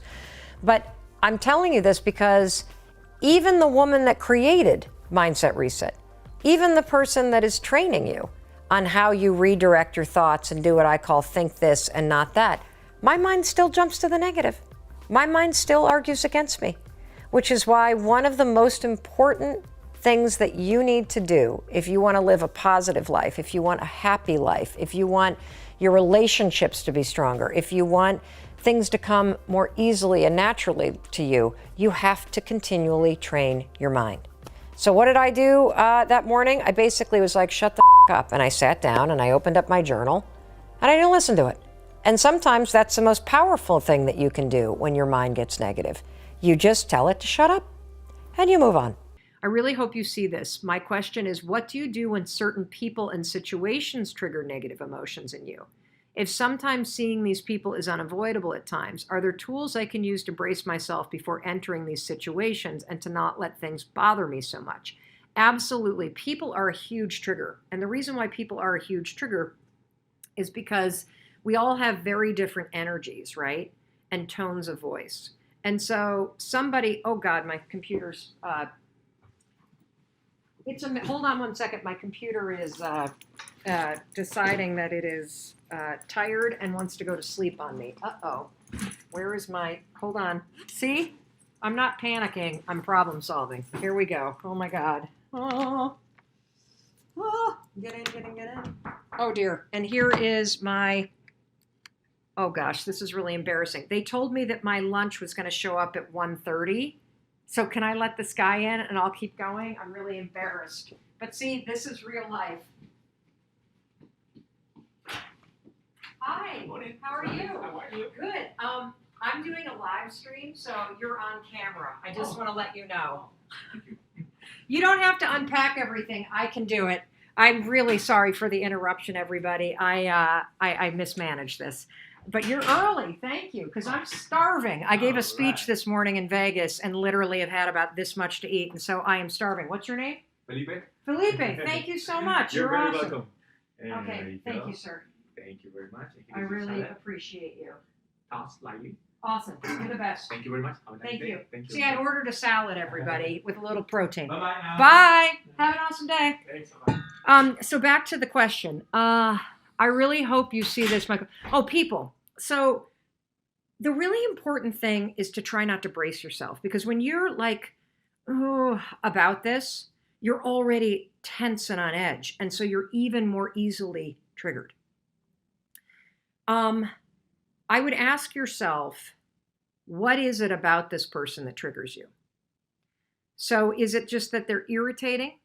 Or is it that they say things that confirms your limiting beliefs? They treat you in a way that triggers that limiting belief that you're trying to redirect. Couple tools that have really worked for me around people that trigger me. Number one, I always think about a force field. So I think about not bracing, but just having sort of a force field around me so that their stuff doesn't penetrate me. The second thing that has been hugely transformative for me is empathy. So I think that people that are jerks and people that are mean and people that snap and people that are negative and people that are grating, people that are rude, I think that they must have a horrible life. And I often say to myself, I wonder what happened. There's that tool again. I wonder what happened to them that made them this miserable. And it works, that technique works with bosses. It works with parents. It works with friends. To come from a little bit of empathy and realize it's not about you. There is something that is completely off with them.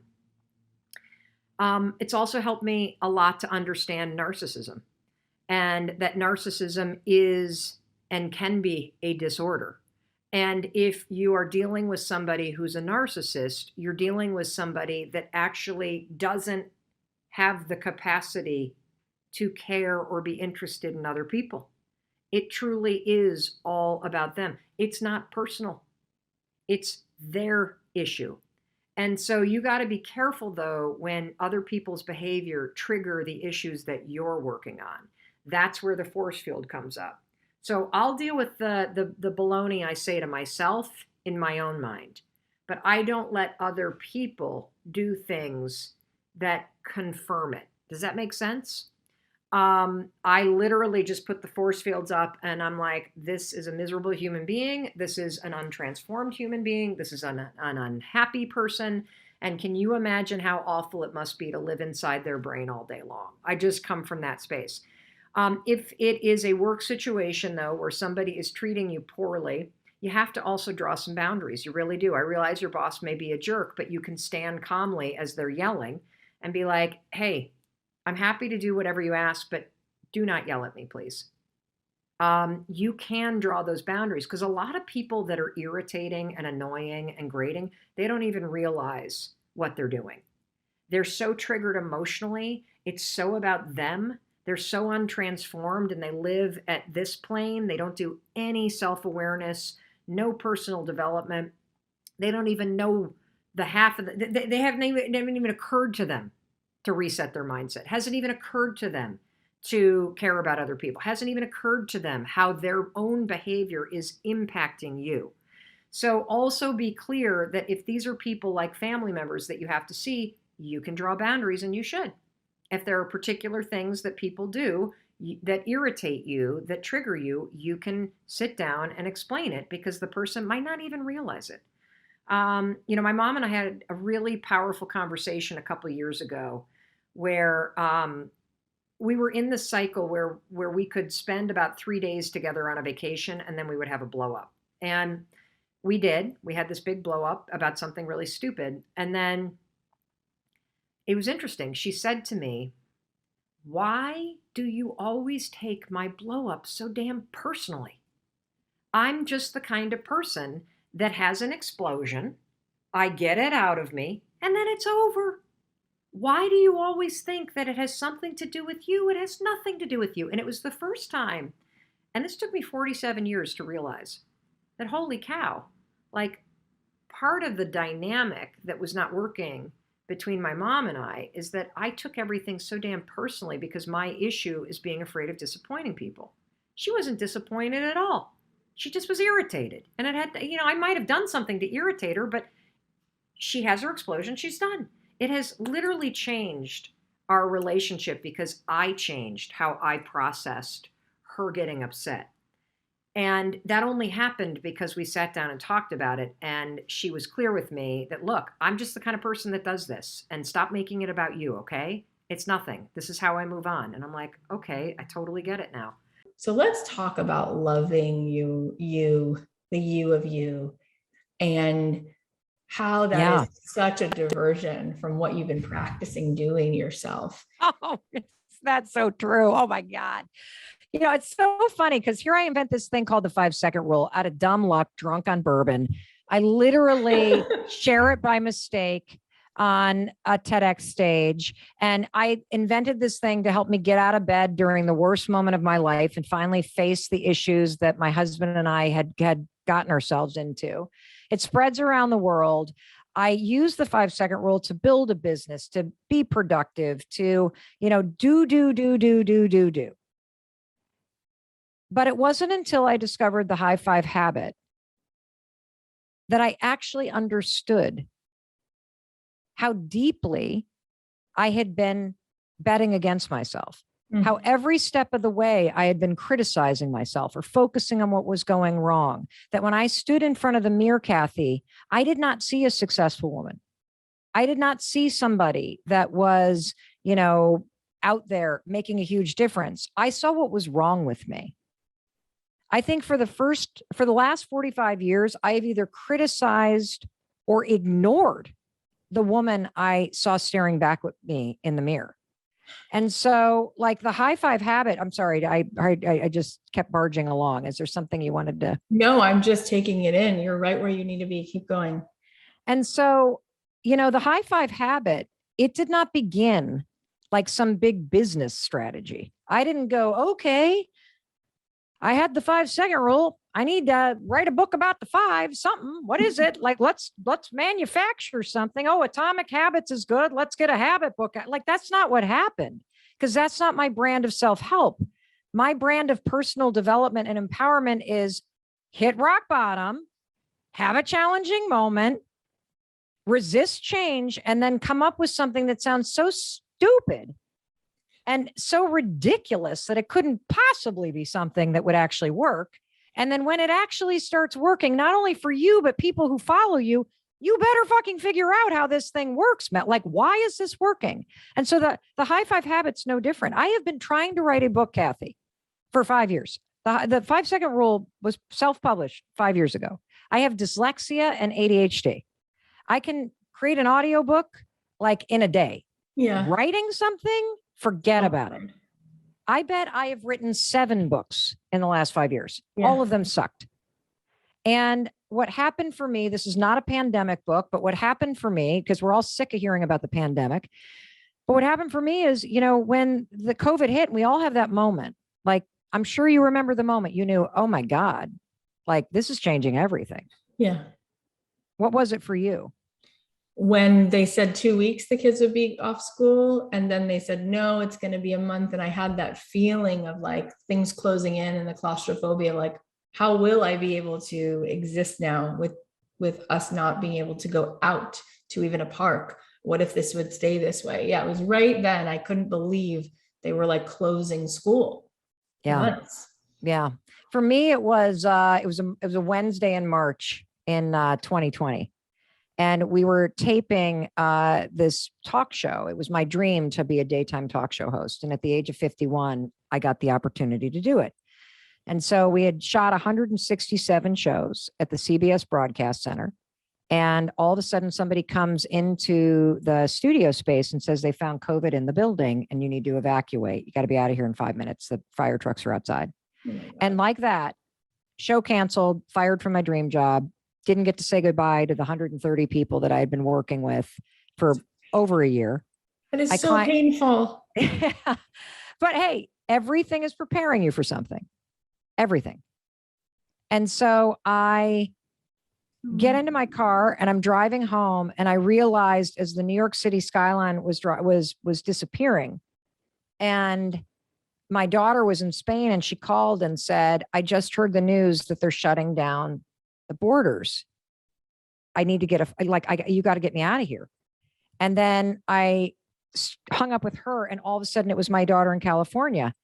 USC is shutting down, Mom. What is it? What's happening? What's going on? And I thought, oh my God, what is about to happen? And so in a matter of 2 weeks, my a book contract that I had got canceled, and they wanted the money back. My every speech I had booked for more than a year started canceling. And that was the beginning. The kids come home, they're in a state of turmoil. We all experienced it, right? And I think for those first 3 weeks, it was like a complete blur. I basically never got out of my pajamas. I started drinking Bloody Marys at about 11 a.m. We watched Harry Potter marathons and Glee. We watched that season, like all of it. And then all of a sudden, one morning, I woke up and I just felt the weight of the world on my shoulders. Yeah. I woke up and I started feeling a couple things. I felt, do I need to reinvent myself again? Oh my God. And then I thought, am I about to lose all my money again? And I'm like, I'm too old for this shit. I've worked too hard. Like you go into that like mode where like, why is this happening to me? I'm a good person. I've worked so hard. Like you like kind of go at yourself. And so I'm thinking this and I'm like, okay, get up, just get up. 5, 4, 3, 2, 1. I get up. I make my bed. I always make my bed. And then I drag myself to the bathroom and I start brushing my teeth. And as I'm brushing my teeth, Kathy, I catch a glimpse of myself in the mirror. And I think, oh my God, you look like hell. And the gray hair is coming in and there's dark circles under my eyes and my neck is all saggy and one boob is hanging lower than the other. And I felt sorry for the woman I saw in the mirror. She looked exhausted. She looked scared. She looked overwhelmed. And as soon as you start to go down a negative path in your mind, it will continue taking you there. And so I immediately drift to everything I'm worried about. I'm worried about my parents. I'm worried about the world. I'm worried about frontline workers. I'm worried about COVID. I'm worried about my kids. I'm worried about my employees. I'm worried about what's going to happen to my business. I'm worried about everything. And the interesting thing in that moment is if you had walked in, I would have been able to pivot on a dime, especially we women. That's what we do. I would have been like, Kathy, don't you dare. Don't you dare. I know this isn't fair. I know you don't deserve. If anybody can handle this, Kathy, you can. You're going to pick your ass up. You're going to pull on your big girl panties and you are going to get your ass back out there, right? Yeah. You can do that for anybody else. But there I was without a bra on, my attitude in the gutter, overwhelmed by my life, stressed out, no energy, last on my list, an impossible amount of shit to deal with, just defeated. And I couldn't think of a damn thing to say to myself. And you know, the other thing is I probably wouldn't have believed it anyway. Right. But for whatever reason, as cheesy as it sounds, I literally raised my hand and gave the woman I saw in a mirror a high five because she needed it. And, you know, it wasn't like lightning struck, but something shifted in me. You know, I felt my shoulders drop. I felt my chin lift. I laughed because it's so dumb. Standing there high-fiving yourself in your underwear. My God.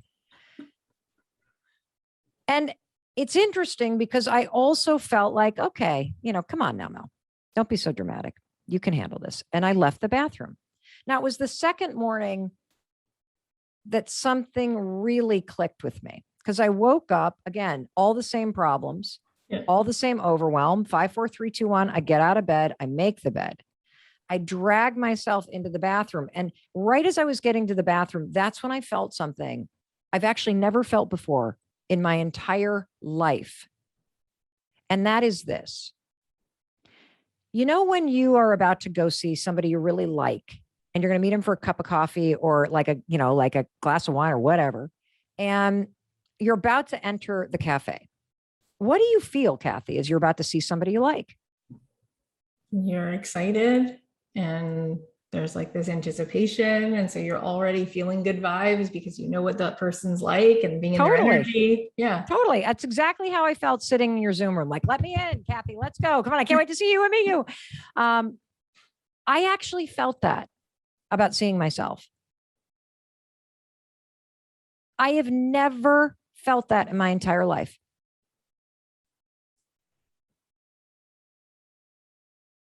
I have never been excited to see the human being, Mel Robbins. I have been excited to see my outfit. I've been excited to see if the eyeshadow looks good. I have never looked forward to seeing myself, the human. And so I walk in and I'm a little bit more present this morning. And I'm brushing my teeth and I put my toothbrush down and I take a moment. And I really look at myself. And I don't even see my face. I see a human being. What's coming up for you? I mean, that's just so beautiful. Like what you just said, we think about that when we're about to go see our friend or, the other mom who her daughter's in your daughter's class. And there's like an excitement, like you feel like this is like a gift to spend time with this person, but you had never thought about that. And I just think about the women and the men who I've met in my life, the people who listen to this show who they're so good, Mel, and they're so wired to achieve, but they're only as good as like their last achievement. So there is nothing other than like, well, what's my big post today on Facebook for everyone to see that I earned it today. But like inherently, like me just being me, no, I've never heard anyone say like, what a gift to get to be in that person's energy, my own energy today with myself, to see myself. Yeah. It's everything. And so, I sat and I looked at the woman I saw in the mirror and I thought to myself, well, who does she need me to be today?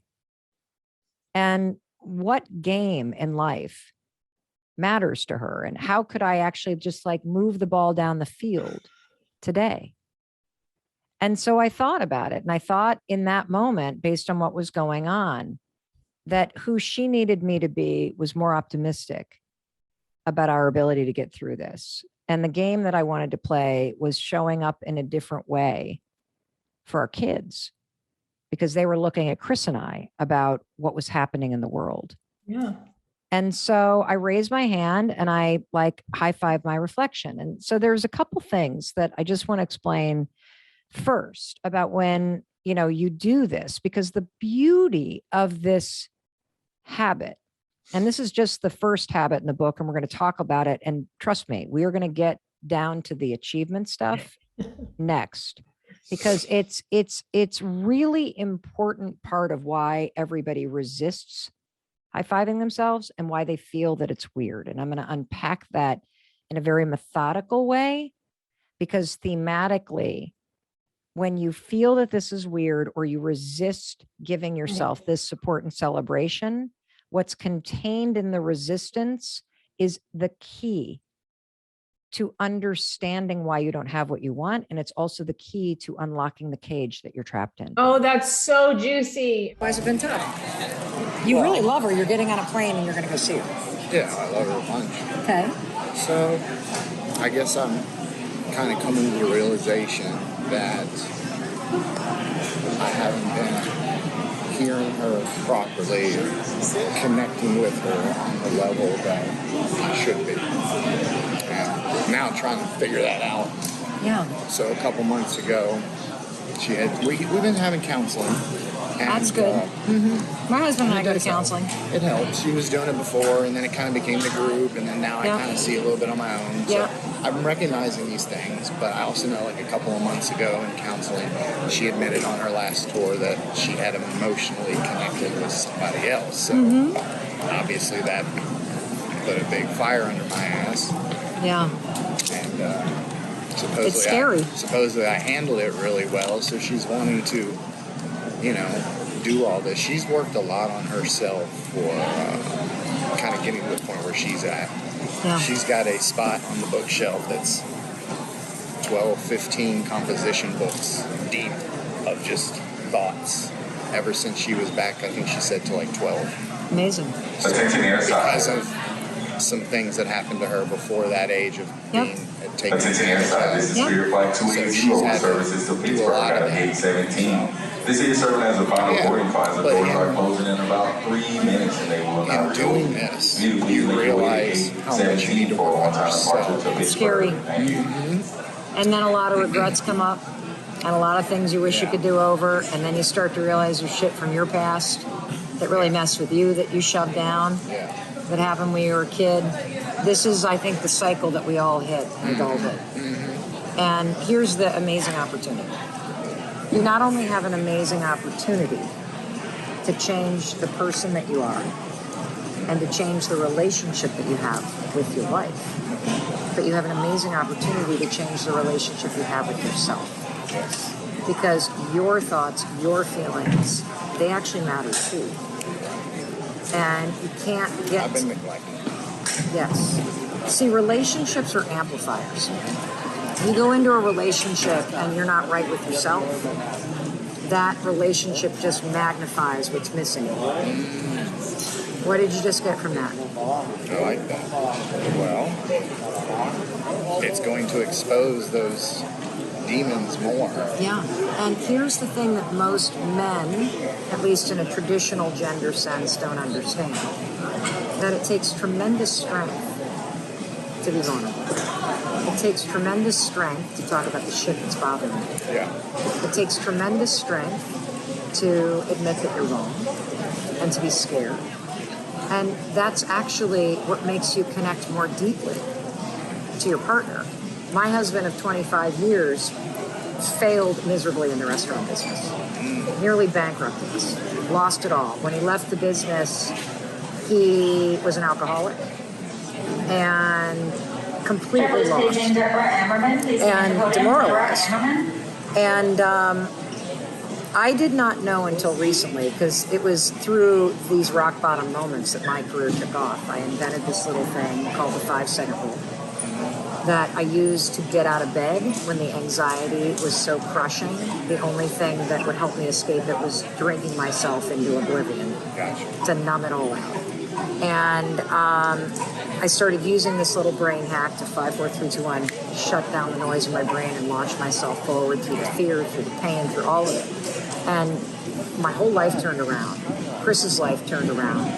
But I did not know until recently, when we've been in couples therapy, that the man has, for the last 8 years, just been beating the hell out of himself because he feels like he failed. He feels like he wasn't there for me. He feels like he didn't do his job providing. That's kind of where I'm at. Yeah. And then when your spouse starts to get successful and they start to find themselves, it gets very confusing. here at Gate A12. Again, my so name is Lindsay. I'll be assisting your what I flight want to with tell Daryl you today here at is Gate that the A12. opportunity to connect Everyone, with her please take a look at your boarding pass. is through It should have being a group open letter on and it. through being If open. your group is Like, E go or toward that F, shit. you are permitted only a personal item I'm that proud of fits you. I've been underneath doing the seat it, in as front you of see. you. I come can right see here. that. Do you have I can see carry-on that. bag? Other than I can that, see or that. a larger And item that will not you fit gotta under the learn seat in how front to of love you. You will yourself, need to see me prior to boarding regardless of what to check happened, that item. Yeah. Again, this is regardless of Flight what you did or 592 didn't do, Boston. That is regardless of all that. You gotta learn how to look in the mirror and see a man who is worth rooting for and who is worthy of love. It is not too late to change this. It is not too late to change your life. It's not too late to change your marriage. But it's an inside-out job. You start to show yourself some kindness and some love. Yeah. And you start sharing more of the stuff that's coming up for you.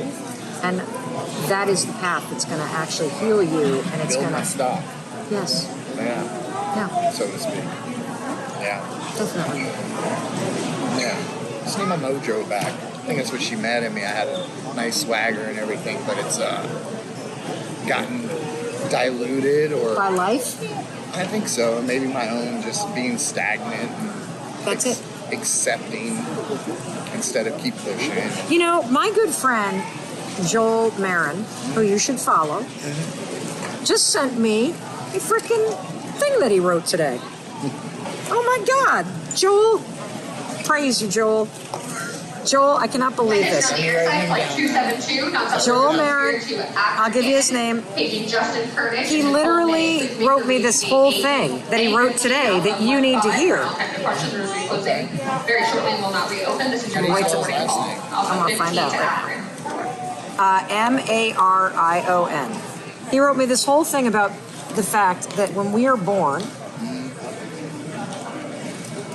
we have incredible potential, but so few of us realize what we're capable of. And he uses this analogy. This is in your DNA. You were created to be a Lamborghini in life. You have literally everything inside you to be able to perform like that Lambo. You're manufactured that way. That engine, 729 horsepower engine is in there, that insane torque. You have unbelievable intrinsic ability to go from 0 to 65 miles per hour in under 3 seconds. But for most of us, we never experience close to those numbers that we were created to perform at. And so he tells a story about how he was test driving one, but the neighborhood he's in has like 35 mile per hour speed limit. Okay. He ended up not buying it because he never experienced the potential. Right. What you're talking about is you're talking about the fact that you actually know there is that inside of you. And when you lose your capacity that you were built in, and you stop growing, and you stop stretching yourself, and you stop pushing yourself forward and learning new stuff and expressing yourself, something inside you starts to feel like it's dying. Yeah. And so I'm Stalling telling you, out that engine. yes, it's still there. And the reason why it's still there is because you miss it. And you can only miss something you know. Okay. So I think Joel sent me that for a reason. In times of my life when I've felt lost or stagnant, I say I feel like a racehorse tied to a pony ride at a kid's birthday party. Like I am built to fucking run. Yeah. And I hate it when I feel like just tied down like that. Yeah. And so there is something inside you that you've been holding back. What do you think it is?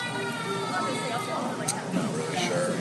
Well, I would Not take sure on if a challenge. Not sure if it's a passion that I've ever tapped into or something that I've missed since, earlier years. Who knows? I think you should take on a challenge. I think you should take on climbing some mountain or some kind of race or some like fitness thing, something that's a little out of your comfort zone to give you something to push you. It doesn't have to be the perfect thing. Just something that you're up to is enough. Yeah.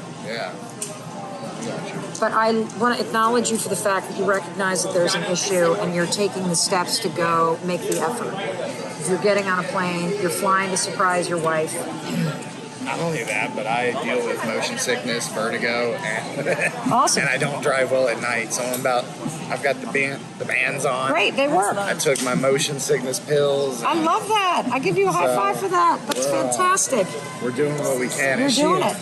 Then does she know you? She doesn't know you're coming. She does now. Oh, good. She didn't a couple days ago, but then we were trying to do the pregnancy reveal to some of the family because we just found out last week. Congratulations! So she was all like, I don't know how I'm going to do it. You're there, I'm here, and I want to video chat my family and be able to like tell them because she's up where some of the family is and she was seeing someone were coming to visit. So I told her, I'll tell you what, well, I'm actually coming up there. So she was pretty surprised, but you know. That's awesome. You're going to be an awesome dad. You want to know who the best dads are? Yeah. The ones who are actually right with themselves. That's true. The ones who are able to talk about their emotions. The ones who are able to be human. This is my second child. Like this is her first, but I told them like my son's almost 23. That's amazing. So to start over is like, yeah, it's been a lot of emotion. You're not going to start over. You actually are building upon. Okay. Okay. And my son's been great. He's like, guys would be super impressed with how good my son is. He hasn't seen his mom since he was 6 years old, so I kind of raised him on my own. I mean, there's people in and out of the life, but you know, yeah. You got a moment in your life to make yourself really proud of yourself. Yeah, I appreciate it. And if I were a betting woman, some days I am, depends how much liquor I get, I'd place my bet on you. That's what I'd like. I want that more than anything. Don't and wish for it, don't want it. And my wife deserves it. Do the work. No, hold on. What? Go ahead. You deserve it. I deserve it. Okay. Give yourself what you're seeking from other people. Seek redemption and forgiveness because you deserve it from yourself. And in my book, forgiveness means that you have stopped wishing things could be different. Accept everything that's happened or didn't happen as a lesson. And as long as you hold on to that shit from the past, you're actually still there. Yeah. Okay. What'd you get out of this?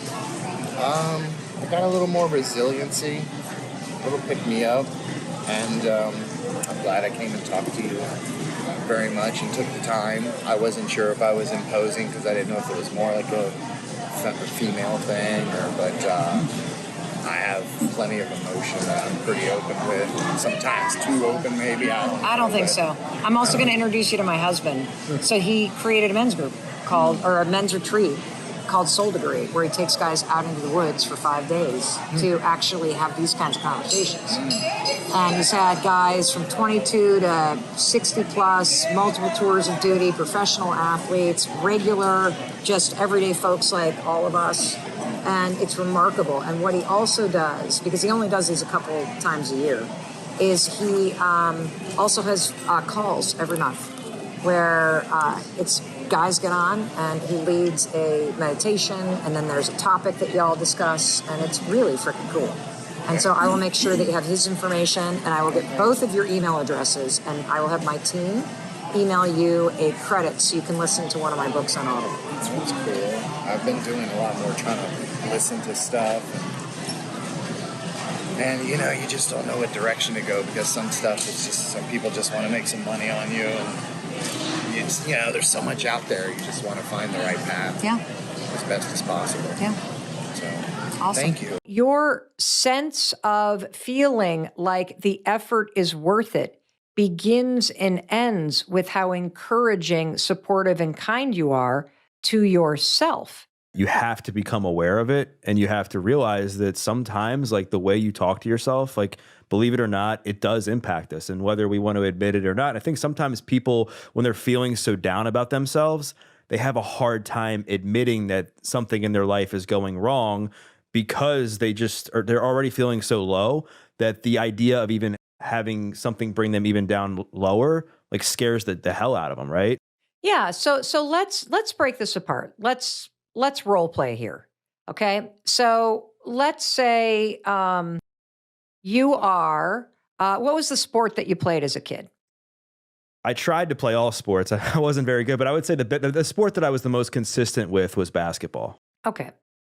So little Doug is on the basketball court and there's a foul, and Doug is the person that is selected to shoot the free throw. And little Doug steps up to the free throw line. And then all of a sudden they call a timeout. And you come running back to the huddle. What would be the most empowering and encouraging and motivating thing that your coach or teammates could do or say in order to help you perform and feel your best when you step onto that line? Like, I believe in you and you're going to make it. I believe in you and you're going to make it. You got this. And then they send you back into that game with a high five, right? How would that make you feel, little 9-year-old Doug? I'd feel pretty confident. Right. Now, how would little 9-year-old Doug feel if when you came back to that huddle and you're about to go do this free throw, that your teammates are like, oh, him? He's a piece of shit. He screws everything up. Are you kidding me? What? What? Oh my God. Well, he shouldn't be the one that does. How would that make little Doug feel? It would probably obviously make me feel like I'm not going to make the shot, so why even bother? Correct. What you say to yourself matters. Right. And we understand that from a common sense perspective. But somewhere along the line, we have all stopped saying, you're going to make it. You got this. And we've started saying, you're a piece of shit. You're not good enough. Why even bother? And when you send yourself into a conversation, into a presentation, into even typing up an email, when you start your day by saying, I look terrible, I screwed up again yesterday, I hate my life, that's not going to motivate you to change it. And so your sense of feeling like the effort is worth it begins and ends with how encouraging, supportive, and kind you are to yourself. And, we can also take this little role play exercise and go, well, let's say you miss the shot and you come back to the sideline again. What could your coach say, or what would you want your coach to say to help you get your head back in the game and to brush off the mistake that you just made? Like, you did your best, Doug. You'll get him next time. Like, get back in there. And I have a feeling you're going to be a positive contribution to the team. Yeah, that's right. Shake it off. You did Shake your it off. best. You're going to do it next time. This is how you win some, you lose some. Let's go. Now I need you to win some, right? I believe in you. I think one of the role plays that we could maybe go into that I think is pretty common with people is that they acknowledge that they maybe have to start talking to themselves better. But whatever they start to say that's positive, there's this cognitive dissonance because they just don't believe it. Right. How do you get somebody who for the last 10 to 15 years has just been completely destroying themselves self-talk wise, begin to build some consistency with that, so now that becomes a new habit that they're talking to themselves in a more positive way and they actually believe it instead of just saying it? This is a phenomenal and really smart question. If you have been trashing yourself for 10 years, you do have a cognitive dissonance. You don't even hear it anymore. Right. Because that negative, you're a piece of shit, you're not good enough, you screw everything up, first began as something you said. Then it became a belief. Your brain started to align with the belief and it starts to become your identity. I always screw things up. And I want you to hear me loud and clear. If you are on social media and you ever go to the Discover page on Instagram or on TikTok or on any platform, that social media platform has put together a mosaic of content that aligns with everything that you consume in your feed. That social media platform on the Discover page has assembled a world on social media that looks just like the stuff you're always looking at. Your brain works exactly the same way. One of the reasons why it is so important for you to identify how often you are trashing yourself or being pessimistic or you are being negative in your attitude and unkind to yourself is because as long as you think and speak that shit, the discover page of your mind presents a world that matches to that negative dialogue. So that's why this is critical.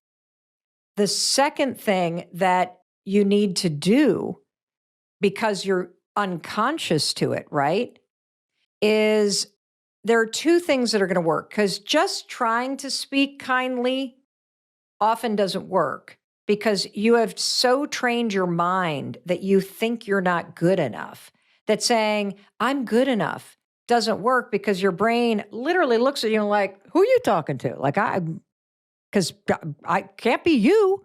So there's two things that will help you based on the research. The first one is journaling exercises, because there is something that happens when you create a new habit where every single morning before you look at that social media, you open up a blank page. And the way that I journal is very simple. I always start by writing down 5 things that I want. And I just let them flow through me. What are 5 things that I really want? And it might be something small. It might be that, I want a really cool new pair of sneakers. It might be something big. I really want to feel happy. It might be something that is a feeling like, this pandemic has kicked the shit out of everybody. I am not immune from the feeling of burnout or the feeling of languishing, the feeling of disconnection even from self that we can all feel when you're isolated for this long and you're remote for this long and you're stressed out for this long. And so allowing yourself to write down 5 things that you want. I want to feel like myself again. It allows the things that you desire to flow through the self-doubt and through the negativity and through all the crap that buries it and pushes it down, and it allows it to come to the surface. And the writing it down is important because your mind is paying attention. That discover page that your mind creates pays attention to what you say is important. And if you begin a new habit of just starting your day with a blank piece of paper and writing down 5 things that you want, every day, it can be the same things every day. It can be different things every day. You just allow yourself to do this. You will start to build the skill of being connected to what you desire. You will start to develop a skill of tuning out the self-doubt and tuning into what you want. And this is really important because your brain is paying attention, and it doesn't require you to talk to yourself. It just write it on a piece of paper. The next thing that you're going to do, step 2, is write down why you want these things. Because if you have a negative dialogue, Doug, you have for decades talked yourself out of the things that you want.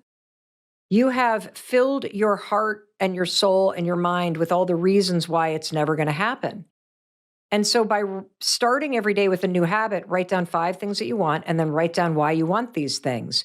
You are developing a skill of listening to what you want instead of listening to the self-doubt. That's step 1. That's one thing that you can do to fight decades of negative self-talk. The second thing that you can do is every morning after you brush your teeth, add a high 5 in the mirror to your reflection to your morning routine. That will have a shockingly powerful impact on your negative self-talk. And the reason why it does is because your brain watches you do it, and you only give a high 5 to somebody that you believe in, that you're rooting for, that you're kind to, and that you want to see win. And what we've found based on researching this simple habit, adding a high five to the mirror every single morning. You don't say a word. As stupid as it sounds, just high five the mirror. What we have found after researching this for 18 months and having 153,000 people from 91 countries do this for 5 days is that it has a profound effect on how you speak to and how you see yourself, because it is an action that demonstrates to your brain that you care about yourself and you support yourself. And so those are two physical things that you can do to start to shut down and fight back against the critic that is programmed into your head. I have to tell you something. I've been in the self-help world for a long time. I gotta say, your book triggered me in the beginning, and it gave me all of the feels and ways that I was not expecting. Do you mind if I reveal to you what I sort of discovered from this process? Yes. So are you saying that you started to read The High Five Habit and you got triggered? Oh, Mel, the title alone gave me all of the feels. So why? So here's the thing. I'm not a high fiver. And not only am I not a high fiver, but as an adult, I usually decline if somebody wants to high five. I know. Are you a germaphobe? No, it goes so much deeper than this. So I grew up in a very athletic community. And as a gay 6'6" overweight kid, my memory of high fives is hearing things like, Dougal doesn't get a high five because he didn't do anything, and sort of being left out. So when I started reading the book, at first I thought, why do I have such a challenge with high fives? Like even on the Peloton, if people high five you, not a sponsor, but they could be if they want to. If people high five you, I will ignore it. So I started the book and I really wanted to like merge into it. And so what came up for me in the beginning is sort of this past memory of, I don't belong here. I'm not a part of the team. I'm not allowed to do this. And I'm really enjoying the book. I was going to race through it before the interview, but I want to sort of savor it because it's been bringing up a lot for me. And so in the moment where I'm in the morning, and I even resisted doing it before coffee, I had a lot of resistance, Mel. You were triggering me. And I got still and I took the challenge. And the first thing that I noticed is you cannot not smile. I immediately smile, and it immediately makes me feel good. And by day 3 or day 4, I'm going to get emotional. By day 3 or day 4, what came up for me was I'm in this game. And it may not be a lacrosse game, and I'm not going to cry. And it may not be like a soccer game, but I'm a 44-year-old man now. Like, I'm in this game and we can celebrate ourselves. Who knew? Who knew? It's been a wildly confronting process to not only discover this thing called the high five habit, but to unpack all of the science and research that explains A, why we resist it, B, why it's hard not to smile or cry or laugh when you do it, and C, why it has such a profound impact on people. And you know what I'll say is, number one, you're the first person that I've talked to that has brought up a negative memory around high fives. And so I'm absolutely thrilled to talk to you about it. And given that you have this negative association with a high five based on your lived experience, and you still push through the resistance, and you also were able to feel the impact of it, proves even further to me why this is such a profound habit. And the reason why is because it works from the inside out. Yes. And even though those bastards teased you and bullied you and left you out of receiving a high five, and so your lived experience and association when you thought about it was negative, the fact is that your brain's neural association and your nervous system's programmed association with a high five was still profoundly positive. Oh, 100%. Yeah. Yes. And I have to own my own what I realize as I'm sort of going through this process is I think I've perhaps even designed situations where I've either mentally left myself out or designed it so that I feel left out. Because I thought, now, why would I reject a high five? Because I celebrate it when I see other people doing it. But I still think there's that shadow side, inner child thing of, it feels like someone's handing me a lacrosse stick at first. And I don't play lacrosse, but now it's like, no, I can, and I consider myself someone that wants to uplift other people and give energy to other people. And obviously it goes deeper into just the high five in the morning. It's about self-care and congratulating yourself. And that's a struggle for me. So it was really interesting to give myself permission to do it. It goes even deeper because it's actually about self-worth. Yeah. And about self-love. And, I want to unpack something that you just talked about, which is, as you've been reflecting on the fact that it's not really just about, this represents what people who play lacrosse do. This actually represents something deeper because it represents acceptance. It represents support. It represents celebration. And it doesn't surprise me, given the amount of bullying and badgering and crap that you have had to take as a 6'6", overweight kid who is also gay, proudly gay, but you grew up in a time where it was not celebrated by your peers and not something that was the norm. Right. And so, I want to acknowledge that when you are somebody whose very existence is bullied and who feels like he doesn't belong because the laws say that you don't, or because the kids treat you differently, you develop protection mechanisms. Yes. And one of the biggest ones is to just pull yourself out and to be in the corner and to hide who you are because it's safer. Yeah. That way you don't get bullied. That way you don't get badgered. And so, first of all, give yourself you get a gold star for the fact that you're recognizing it. Yep. Secondly, the high five in that lane, when you're somebody who is coming into and back to yourself, right? And when you're somebody who now realizes that you deserve to be fully seen for who you are. When you start to high five yourself, what happens is it's not like a fuck yeah, like a, it's not like, bro.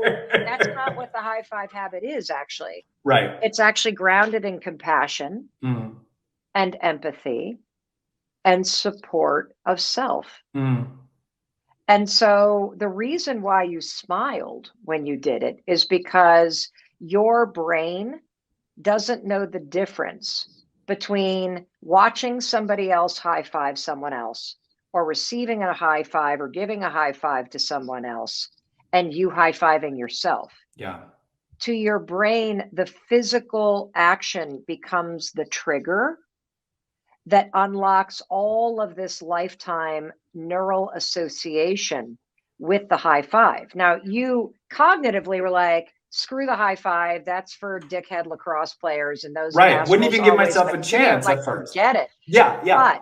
But your brain still recognizes this as that gesture that people that like each other do to one another.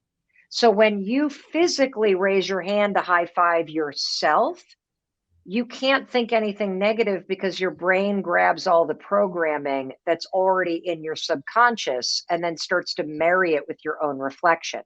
So I'm not surprised that you're starting to have breakthroughs around, wow, I've really taken myself out in certain areas of my life. Wow, I'm so hard on myself. Wow, why is it so hard to stand in front of the mirror and actually raise my hand in celebration? And, we can unpack that too. And I went into it kicking. I went into it kicking and screaming because, I also am a big believer in the way you start your day, start your energy. And one of the things you say is even before your cup of coffee, which triggered me, Mel. This triggered me. Why did it trigger you? Well, coffee fuels my soul. But what I discovered was that you know, even the even the act of pouring a cup of coffee is taking me away from myself first. I'm going to the kitchen, you know, the dog is there. I'm, you know, having a conversation with my husband. So making it a priority to go to the bathroom first, to just be with myself and sleep gunk and all the stuff in my eyes and all of that before the coffee, before any stimulant of noise or any energy outside of my own being. I resisted it. We're talking about let what? me tell you why. Let me tell you Tell why. me. Dissect Okay, me. so I love that you just said that you're a huge proponent of the morning, like, and morning routines and setting yourself up for success and your energy in the morning. And you are right. All the research shows that your mood in the morning and your intention in the morning actually impacts productivity and focus and fulfillment all day long. So you're absolutely right. And I'm so happy you said this, because there's not a single person on the planet that I know of that is talking about the fact that everybody's morning routine contains a disgusting, destructive habit. And nobody has kicked the door wide open until right now. What is it? And yeah, let me tell you what the habit is. Before you read my book, when you walked into the bathroom and you were brushing your teeth, did you even look at yourself in the mirror? I did, but not kindly. Okay, I'm glad that you're being honest. Yeah. When you looked in the mirror, what did you think or what did you focus on? You know, I struggle with body dysmorphic disorder. My audience knows this. I write about it and speak about it openly. So there is a moment of distortion, which I could relate to you talking about this in the book too, where first I'm criticizing my body. And not only am I criticizing my body, but I'm thinking of what's going to make me feel good. Coffee gives me my coffee dance, is what I call it. I get excited. I get motivated. I certainly meditate, but the visual, meditating is closing my eyes. I'm not looking at myself. The visual of looking at myself, if I'm going to be completely honest, was more triggering than I expected it to be. Okay, well, I wanna give you a sense that you're not alone in this. So when I discovered the high five habit during a very low moment in my life in April of 2020, and it just was something I did on a low morning, like you, where I'm standing in front of the mirror and I'm focused on everything I hate about the way that I look. And I'm beating myself up and I'm thinking about my day and I'm already criticizing the fact that I'm running late and I didn't do this and I didn't do that. And I just raise my hand and give the woman in the mirror that I see a high five because she looks like she needed it. She looks like life had beaten her down. She looked overwhelmed and exhausted. And I honestly just didn't have any words to say. And I probably wouldn't have believed him anyway, because in April of 2020, my whole life was turned upside down. And so I didn't feel energized. I didn't feel empowered. I felt defeated. I felt lost. I felt overwhelmed. And, you know, I think we can all relate to that feeling. Yeah. And so that's how it all began. And as it started to work, and I noticed, like you're noticing, whoa, I feel more energized. Whoa, like I'm not criticizing myself. Wow, something weird is happening. You know, I then post a photo online, and within an hour, more than 100 people around the world had posted a photo of them high-fiving themselves in the mirror. And I hadn't even put instructions Right. They're on just it. mimicking what you did. Mimicking. And Yeah. I thought, okay, there's something here. So I spent the last year researching this. Yeah. I love when you nerd out. Tell us the nerdy part of why it works. I love this stuff. Well, let me first tell you that you're not alone in the mirror. So the disgusting habit that every single human being, like, I don't care who you are, where you live, what your education is, how much money you have, everybody has this habit. It is a habit of self-rejection. 50% of people cannot even look at themselves in the mirror. That's men and women. 50%, because they are disgusted by what they see, or they are sad about where they're at. 50% based on our research. That's number one. Now, we know that 91% of women do not like how they look. And so if you can look at yourself in the mirror, you're in the minority. And if you do look at yourself in the mirror, what we know based on research is almost everybody focuses on what they don't like. Hmm. And so, if you can't even look at yourself, that is rejection of self, and Right. it's a habit. And if you look in the mirror and you see all the things that you hate or need to fix, that is also a habit of self rejection. And everybody has it, and nobody's talking about it. And what the high five habit actually does at its deepest level is it teaches you using simple science to break the habit of self rejection and to replace it with a habit of self acceptance, self validation, and when you repeat this over time, a habit of self love and self worth. And so here's why this feels weird. The reason why high fiving yourself in the mirror feels weird is that you are breaking that habit of self rejection. And whenever you are practicing any new habit, it always feels weird. That's how you know it's working. Right. If I lost my right hand today in a car accident and I had to write with my left hand, it would feel weird. Right. And it feels weird, not necessarily because it's new. It feels weird because the habit is now requiring me to plow new connections in my brain that aren't there right now. Mm. If your brain is currently wired to reject yourself, to go, ugh, when you see yourself in the mirror, it's going to feel weird to look at yourself for a second and then practice an action that says acceptance, belief, and love. Mm. That's why it feels weird.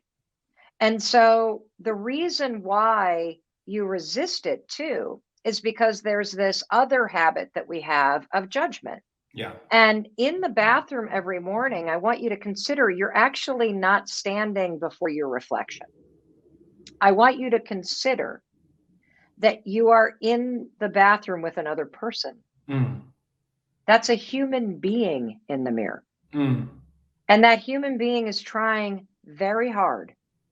And they are beaten down by your constant criticism and your hatred and your critiquing and you're focusing on what's going wrong. And they need you to wake up and they need you to start to see them and to cheer for them and to support them. They need that from you. This is where the words that were floating through my mind are is you are in this game. And if I may say, as it was building, not only am I in this game, but I'm sort of killing it. Like, not gonna lie, like I love my life.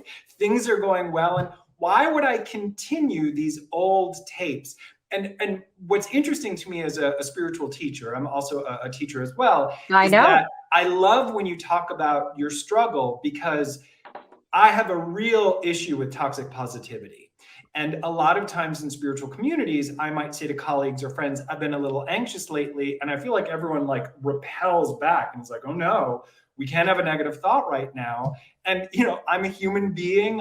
Yes, I connect with people. Yes, I love to get motivated, but it's been a hard year and a half. There's been a lot of energy on the planet. And I think sometimes when I'm in the stillness of my own being, those quiet moments early in the morning, looking in the mirror, I save some of that negativity and maybe it festers a little bit versus sort of talking about it through the day. And so I love when you talk about your struggle, you're very, very honest about your relationship with that anxiety and stuff like that. And it's really refreshing and so necessary right now. Well, I actually think the reason why you're negative is because it's just a habit. Yeah.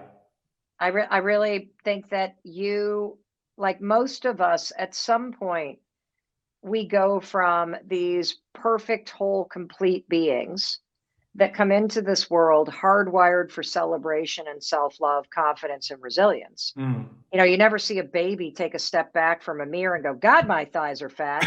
Like it doesn't happen. Right. And at some point, whether it's because of abuse and trauma and criticism in your home, or what happens to absolutely everyone is when you enter school and the driving survival mechanism is to fit in somehow. Yes. Your brain goes from a self-love machine into becoming that sorting hat from Harry Potter. Where if you've ever, we can all remember back to that moment in elementary school where you've got your tray in the cafeteria and you're looking around for where you want to sit and your heart is pulling you towards the group that you want to go to. But the sorting hat brain who's just trying to protect you is like, you can't go over there. Those are the lacrosse kids. Oh, you can't go over there. You don't look like them. Oh, you can't go over there because you don't have the same kind of clothing or money or whatever. And your brain is just trying to keep you safe. Right. But you start the habit of rejection of self from a very young age. And it's just become a pattern. That's all that it is. Like, you're not broken if you criticize yourself. Right. You have a pattern that is broken. Hey, it's Mel. Thank you so much for checking this video out. And if you like this one, I have a feeling you're going to like this one too. I'll see you there.